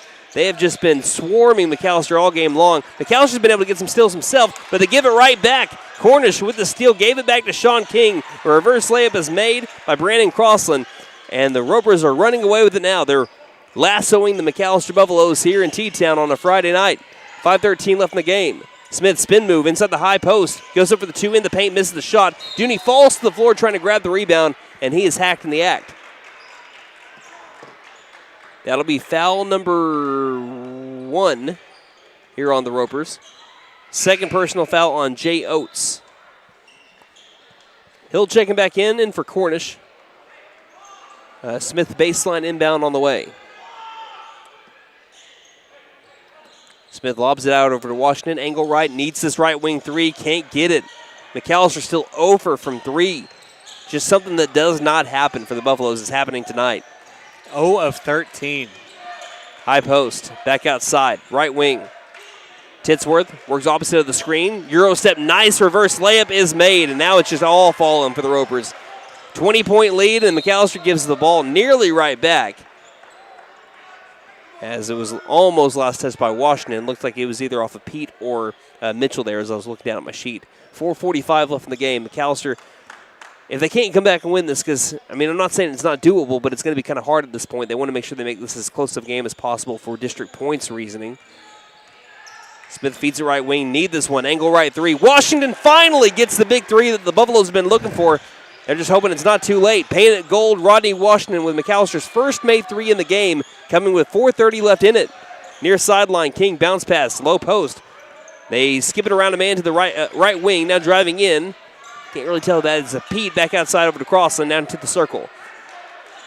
Mitchell trying to dribble right on Pouncil, will have a foul called on Pouncil. Foul number 2 on McAllister in the fourth quarter, third personal on Pouncil.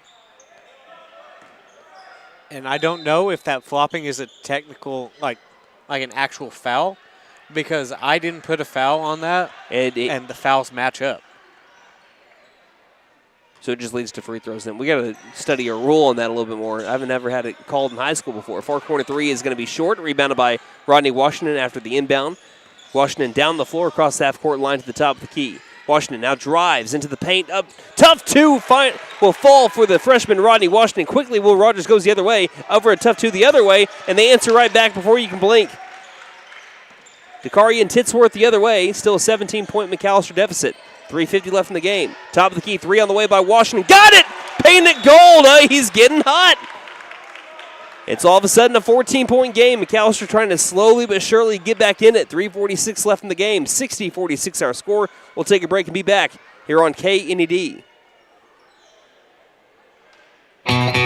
Hey guys, it's Sam from Sam Wampler's Freedom Ford in McAlester and Eufaula. With 2 locations to choose from, we have close to 200 vehicles on the ground and coming in. And with vehicles starting at $29.95, we have something for everyone. And if you need parts or service, we are loading up at both locations to serve you better. Plus, with our mobile service van and our pickup and delivery, we can help you with sales and service no matter where you are. So come see us at Sam Wampler's Freedom Ford in McAlester and Eufaula and let us make it. So, checking accounts. There seems like a ton to choose from, right? I was looking for one that didn't charge monthly fees, with bounce protection, and had mobile banking. I found the Bank NA. The Bank NA has been voted #1 for 10 years in a row in the McAlester News Capital's Reader's Choice Awards. The bonus is that they're local, so the money stays in town. Call 918-423-2265 or go in to find what you need in checking options. The Bank NA. Strong, secure, and ready to loan. Member FDIC, Equal Housing Lender.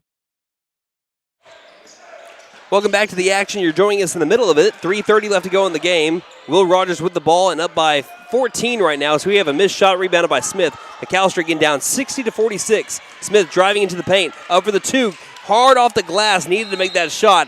They'll stay with McAllister regardless, but again, just a lot of drives to the paint, not resulting in points for McAllister so far. They have been tough shots that have been forced by Will Rogers. Brandon Smith struggling tonight, 1 of 12. Washington looked like he might have gotten hit in the head. Now we have a drive towards the basket, and we'll have a foul that will be called here on Mitchell of the Ropers.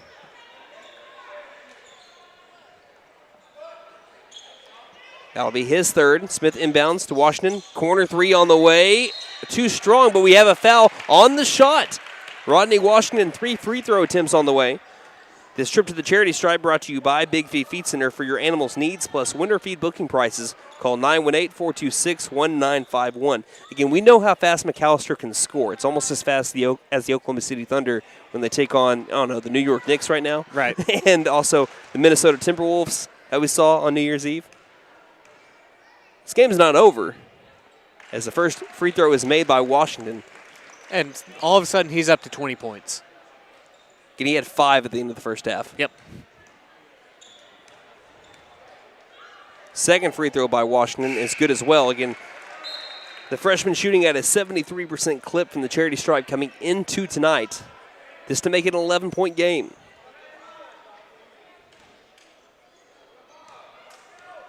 Bins, shoots, and he makes all 3 of them.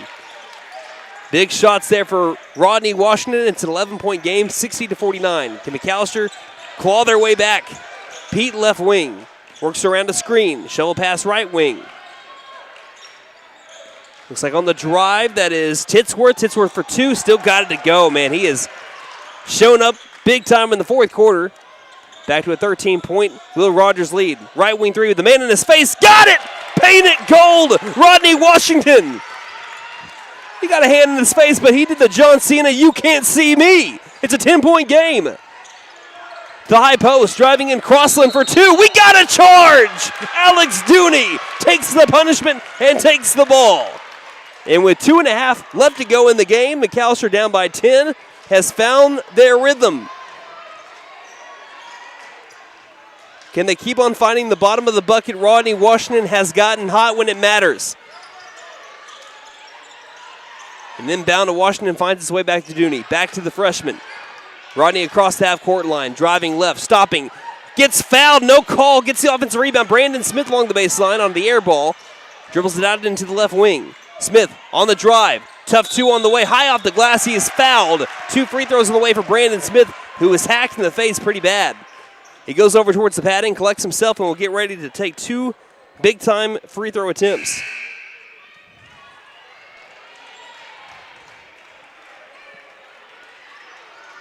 Brandon Smith, I believe 2 out of his 3 points tonight have been from the charity stripe. I might be wrong there. No, sorry, 1. He went 1 of 2 from the charity stripe earlier and made 1 shot from the field. And Smith at 70% on the season so far. Crossland, by the way, is big there. He fouled out. That's foul number 5 on Brandon Crossland. First free throw by Smith is good. We're back to single-digit deficit now. Looking at the foul total, Will Rogers with 5 in the fourth quarter, McAlester with 2. Still definitely within striking distance. McAlester brought this from a 20-point game down to a 9 in about a minute and a half. And they have 2 minutes and 14 seconds to bring it back within 9. As they clip away here with another free throw made, it's an 8-point game.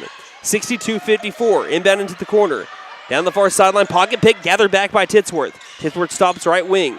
Cross-court pass, wide open. Pete takes the 3, off kilter, rebounded by Dooney. Dooney threw it right back in a hard hit between Pete and Washington lost his headband as he helicoptered to the floor. It'll be a foul on Pete and 2 free throws for Rodney Washington now. Kind of still grabbing his head, and hopefully you want to make sure he's okay.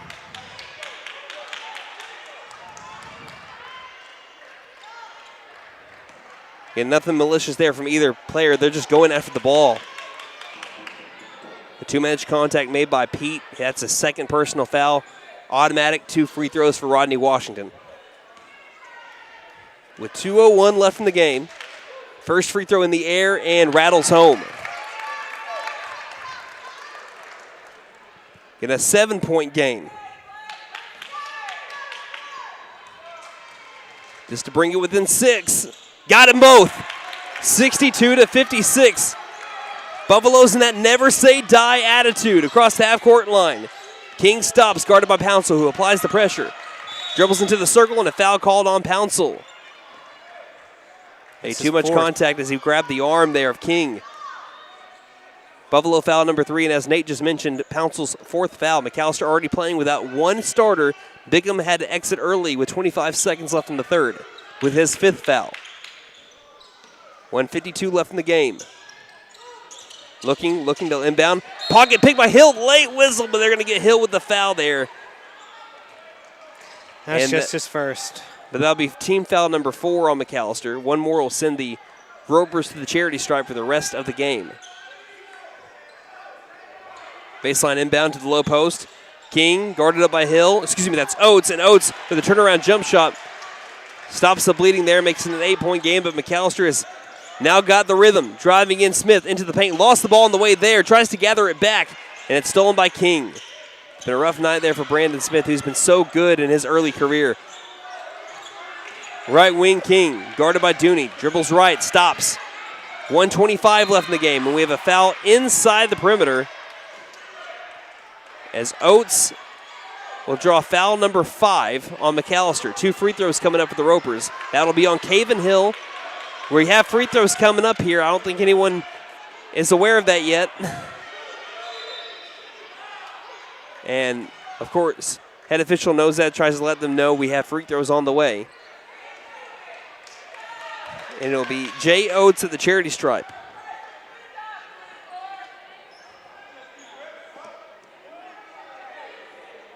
So far tonight, 7 of 7 at the free throw line for the Ropers. Their 8th attempt is off. Clanks off the iron. 7 of 8 now. French comes in for Hill. McAllister's tallest player on the floor as Hill checks out is Davian Pouncil, standing at 6'3". Second free throw is off as well. Back ironed it. No one was down low to rebound for the Ropers as well, so it's still an 8-point game. Washington restarts, goes up for 2, can't get it to go though. Can't make the shot at the basket. Highly contested as King now has the ball after the quick rebound by the Ropers. A ball gets knocked out. Rodney Washington forces the turnover. Was able to knock it off a King's shoe out of bounds. So it's still not over. 8-point game, 1:09 left in it. McAlester knows they got to score to hurry, though. And a long 3. Got it! Paint it gold from a different zip code. From the BOK Center, he makes it a 5-point game, and he hits the 30-point mark here on a Friday night. 1:03 left to go, 5-point game. We'll take a 30-second break and be back here on KNED.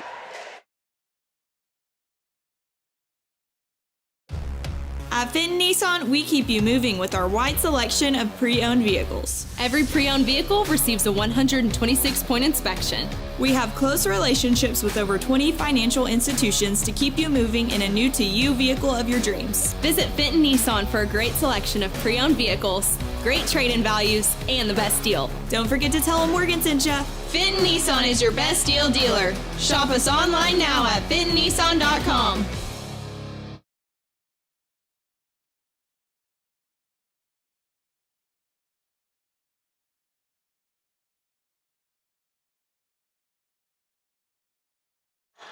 Rodney Washington had 5 points at halftime. He has now hit 30 with a 27-foot three-pointer from just between the rings.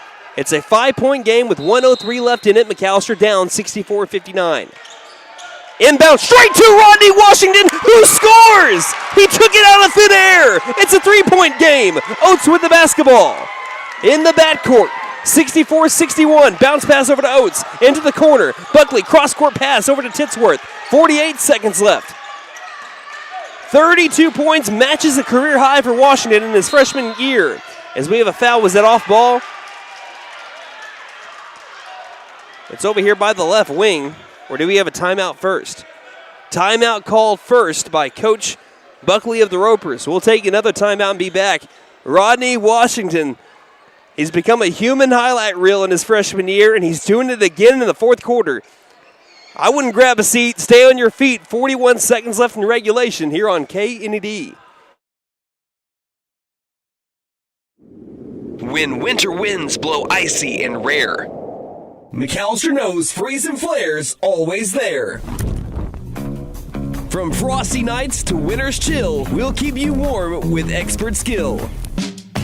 Heat pumps, furnaces, service that's fair, don't despair. Call Freeze and Flare Heat and Air. Mechanical license number 001444485. We're licensed, bonded, and insured.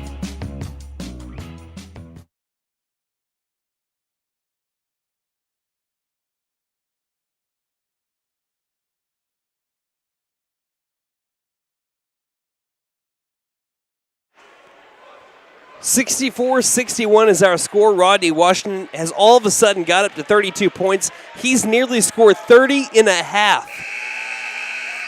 41 seconds left in this one. 64-61 in this game between two top three teams in the district. Fighting for the 2 spot currently. Whoever wins it doesn't clinch it, obviously. It's early in the district season, but will take that 2 spot. 2 players will guard the inbounder. Pete. Cyrus Pete looks. Long pass in the air, and the ball hit the goal. It was so high in the air, it hit the goal, which leads to a turnover, is what one of the officials said. And another one is coming in to talk to the official who made the call. The lob was so high up in the air, the official said that it hit the goal, which led to a turnover. I think they're going to reverse this decision. I don't think it actually did. I don't think it did either. McAlester fans aren't happy with the call, but I think that is the correct call. Inbounding it now will be Titsworth, with both Washington and Pouncil guarding him.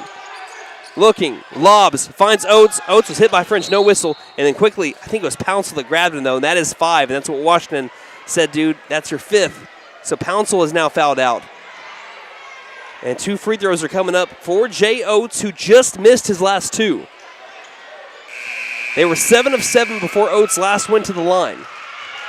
Pouncil doesn't know that he fouled out.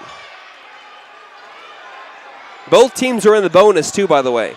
38 seconds left in the game. McAlester trailed in this quarter by 20.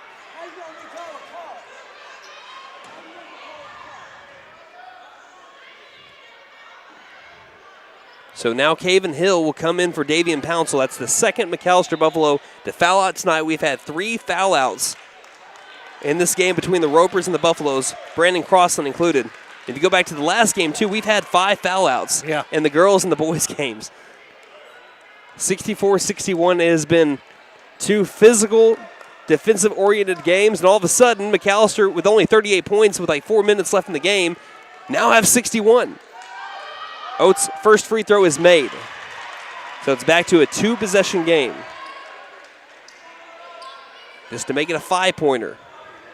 Oates with no one down low to rebound for him. Bends the knees, shot is in the air, and he misses the second. Still a 4-point game. 36 seconds left. Washington across the half-court line to the top of the key. Pulls up for 3. Drew contact. No whistle. Got hit on the right leg, it looked like. Do not blow the whistle. 26 seconds left. McAlester down by 4. Got a foul here to the far corner. Stopping. Back over to King. King jumps. Now pass inside. Back outside. And there's a foul by French with 16 seconds left. A lot of time went off the clock. Washington pulled up for 3. Looked like he drew some contact with the right hip. Could not get the whistle for 3 free throws there. Instead, we'll have 2 coming up here for Dakari and Titsworth. The Southpaw can't make the first free throw, and it's still a 4-point game.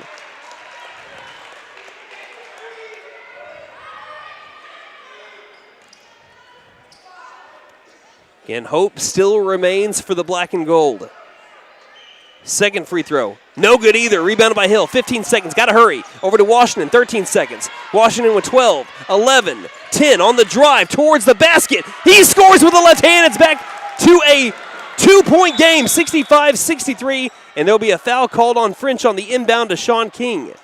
Or a timeout first. Timeout first called by Terrence Buckley before the foul. We'll see if there's any more time added to the clock here. But we will take a timeout and be back with what should be the final 5 seconds or so of this one, unless McAlester can tie it miraculously. Again, they were down by 20 at one point, and it brought it back down to 2, all within this last 4 minutes of game time. We'll take a break and be back here on KNED. Patriot Chrysler Dodge Jeep and Ram in McAlester says bring on the monstrous discounts. Get up to $17,500 in discounts on every new Ram truck in stock, including all heavy duties. Use this savings to pay off those credit cards and other bills just in time for the holidays. Patriot makes your next Ram truck affordable, which allows you to pay off those pesky bills. Patriot Chrysler Dodge Jeep and Ram in McAlester. Stock number 24559, MSRP 75905. With the last basket from Rodney Washington, he has set a new career high, 34 points for the freshman on 12 of 29 shooting. They don't put any extra additional time on the clock, so the timeout was stopped with 4.3 seconds left on it. McAlester either needs a quick turnover or got a foul immediately. It's a 2-point game. King will inbound on the right side of the half-court line, which is McAllister's side. King guarded up by Washington. Jumping, trying to find someone, can't do so. Over to Buckley, got a foul, 3 seconds. 2 seconds to get it across over to Pete, and no one's there. That's the ball game. McAlester was down by 20 in the fourth quarter. They stormed within 2, but could not complete the comeback. And both of McAllister's district losses this year by combined 3 points, as the Will Rogers Ropers survive the late onslaught by Rodney Washington and the McAlester Buffaloes.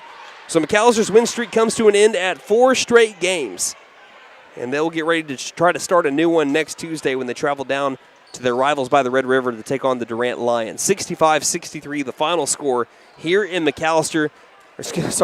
here in Tulsa. I was used to McAlester a couple weeks ago, but as McAlester will try to avenge this loss, and we'll see if they can do so, like I said, next Tuesday against the Durant Lions. But we will take a break and be back with our post-game stats. You're listening to McAlester Basketball here on KNED.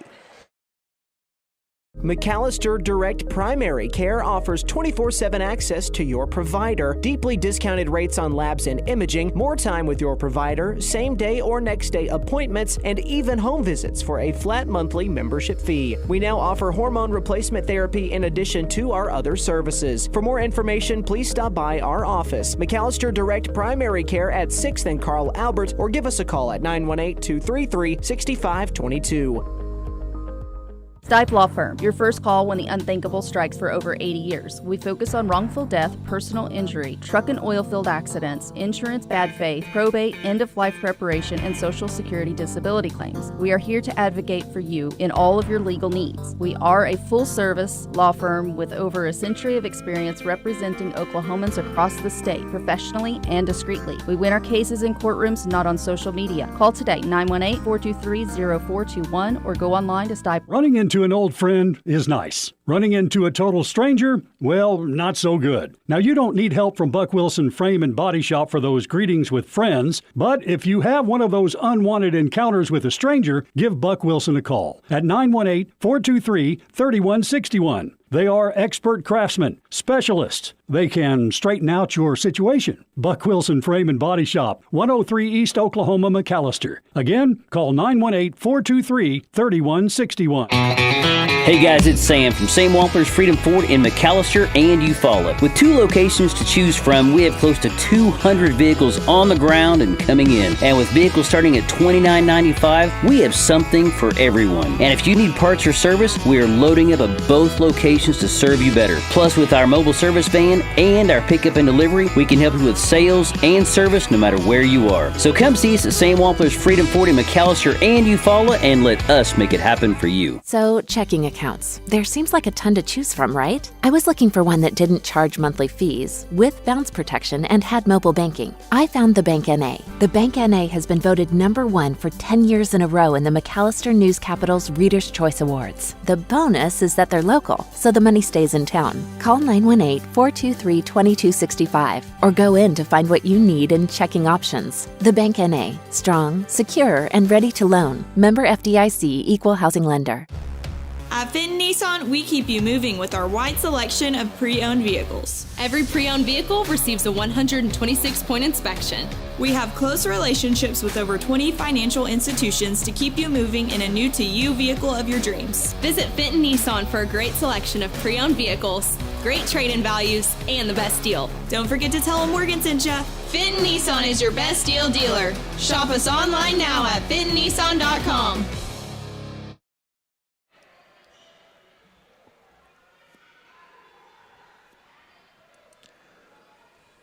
If you're just not joining us, you're joining us after the end of what was a pretty tense fourth quarter for the McAlester Buffaloes against the Will Rogers Ropers. But the Rogers Ropers win it in a final score of 65-63 over the McAlester Buffaloes. But, I mean, if you would have went back 4 minutes of game time, you would have saw that the Buffaloes were down by 20. They were a stick in the mud. They were just dead in the water. That's what it was. Mm-hmm. And then all of a sudden, 1-3 fell by Rodney Washington. And then that's all he needed. That's all he needed. I mean, that fourth quarter was fueled by Rodney Washington. Mm-hmm. It's just really what it was. He had 5 points going in to the second half, and he scored 29 points in quarters 3 and 4. And there's not a lot of people that can do that at the high school level against a team and a defense as good as what Will Rogers has. And that's what Rodney Washington was able to do. But it was just a little too late. And also, just like we said, Rodney Washington, he did his job. I mean, like I said, it was late. He had a really slow start to this game, incredibly slow start to this game. And that allowed Will Rogers to be able to build their lead. Brandon had a rough game tonight. I know that he's going to bounce back. He always does. But we also had some role players. I say role players. These guys are guys that are starters. They're not role players, but they aren't the 1-2 punch that you see from Washington and Smith, but they stepped up in big moments today, Pouncil and Bickham. But those two guys you're talking about, they both fouled out. And so when didn't have either one of them late in the game in the fourth quarter. And for Bickham, for the entirety of the fourth quarter, McAlester was behind the 8 ball. And they did not play a good game either. I mean, McAlester, for the majority of this one, for I'd say about 3 total quarters, did not look like the McAlester Buffaloes that won the last 4 games in a row. And I do know that is in large part because of the stellar defense of Will Rogers. They don't give up 60-plus points often. And they played McAlester played right into what Will Rogers was wanting them to do. At first, force you to make the 3. They didn't make the 3. And then McAlester had to now go towards the basket. They were not making their shots by the basket. I understand a lot of them were heavily contested, but a lot of them also got to fall, and they just were not falling tonight. So, but still, the grit and determination of the McAlester Buffaloes made it to where they weren't going to just lay down and die. This could have been something to where McAlester could have easily lost 15 district points. I'm not trying to find any, wins out of a loss, but that is technically a win out of a loss. You could have gone down negative 15 from where you're at right now in the district points. You brought it all the way to 2. So now your 2 losses in district play is by combined 3 points. And if you find yourself tied with a team like Will Rogers, maybe Will Rogers falls in a couple of games later on this year, including to you when you host them back at home, that will be on February the 4th. If you can get one back from them and they lose one down the line to Tulsa Memorial and you find yourself tied with Will Rogers and it has to come down to the district points, you're going to look back at this game. So I understand that you didn't get the win tonight, but also, like I said, a lot of teams don't have the grit to be able to battle back and to be able to make it a 2-point game when you were down by 20 with about 4 minutes left to go in the game. So a lot to be proud of here for the Buffaloes. I know that that doesn't lead to any wins, but obviously, like I said, it was a tough showing for McAlester, but they fought hard in the end, and it led to, like I said, just a 2-point loss to Will Rogers, who continues to stay perfect. In the district standings, they now improve to 4-0. McAlester drops to 3-2. The good news for McAlester is they should not drop any in the 5A4 standings. They should stay right there at number 3. Will Rogers will climb up to number 1 for the moment. I don't know if Tulsa Memorial played tonight, but if they did not play tonight, then Will Rogers will, for the moment, go up to number 1 before Tulsa Memorial beats whoever they're going to play next. Because, I mean, Memorial had...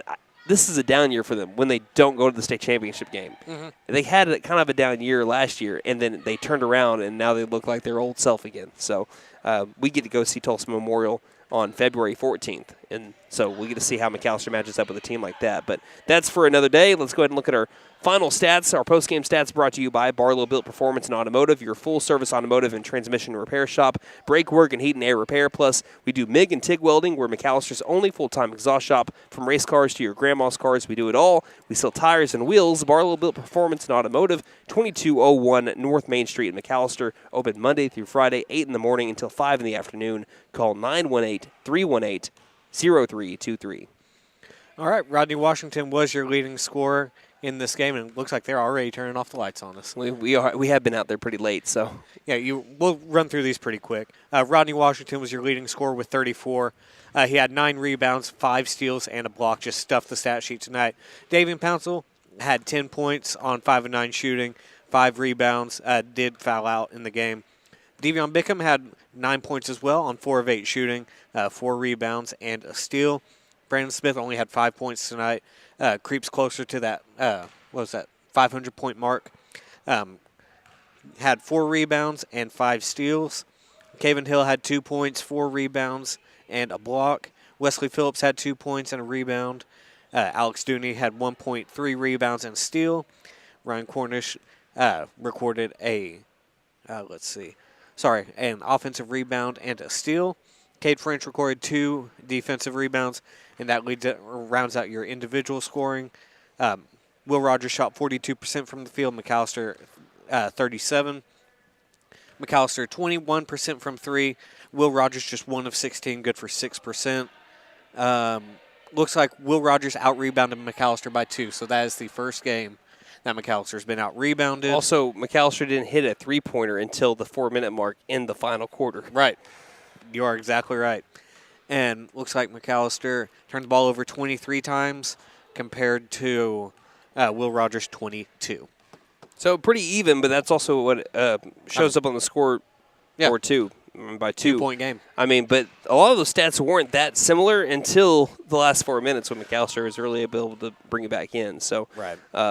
But I'm excited to do it again when we play them again on February 4th. So it's going to be a lot of fun. Yeah, I know McAllister's going to want revenge. They have their next chance at revenge next Tuesday when they go to Durant to take on the Durant Lions. And we're going to mention it later on. But, of course, this is the first time that we can mention it on air. Our thoughts and our prayers going out to the Durant community with the loss of Will Robinson, the head coach for the Durant Lady Lions basketball team.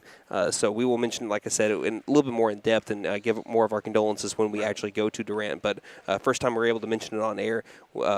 McAllister, not just us, not just me and you, but McAllister Radio's most heartfelt condolences and our prayers and thoughts going out to Will Robinson and his family and the entire Durant community as we're ready to show them our love when we go visit them and show us that, not just us, but the entire state of Oklahoma has their back through this trying time. I know that they're going through it right now, but we will we're here for them. We're here for them. The entire state of Oklahoma is here for them. And if you know anyone from Durant or even if you don't know them, if you want to send out your best wishes and your heartfelt condolences, as we mentioned, after the tragedy that happened over the Christmas break. We encourage you to do so.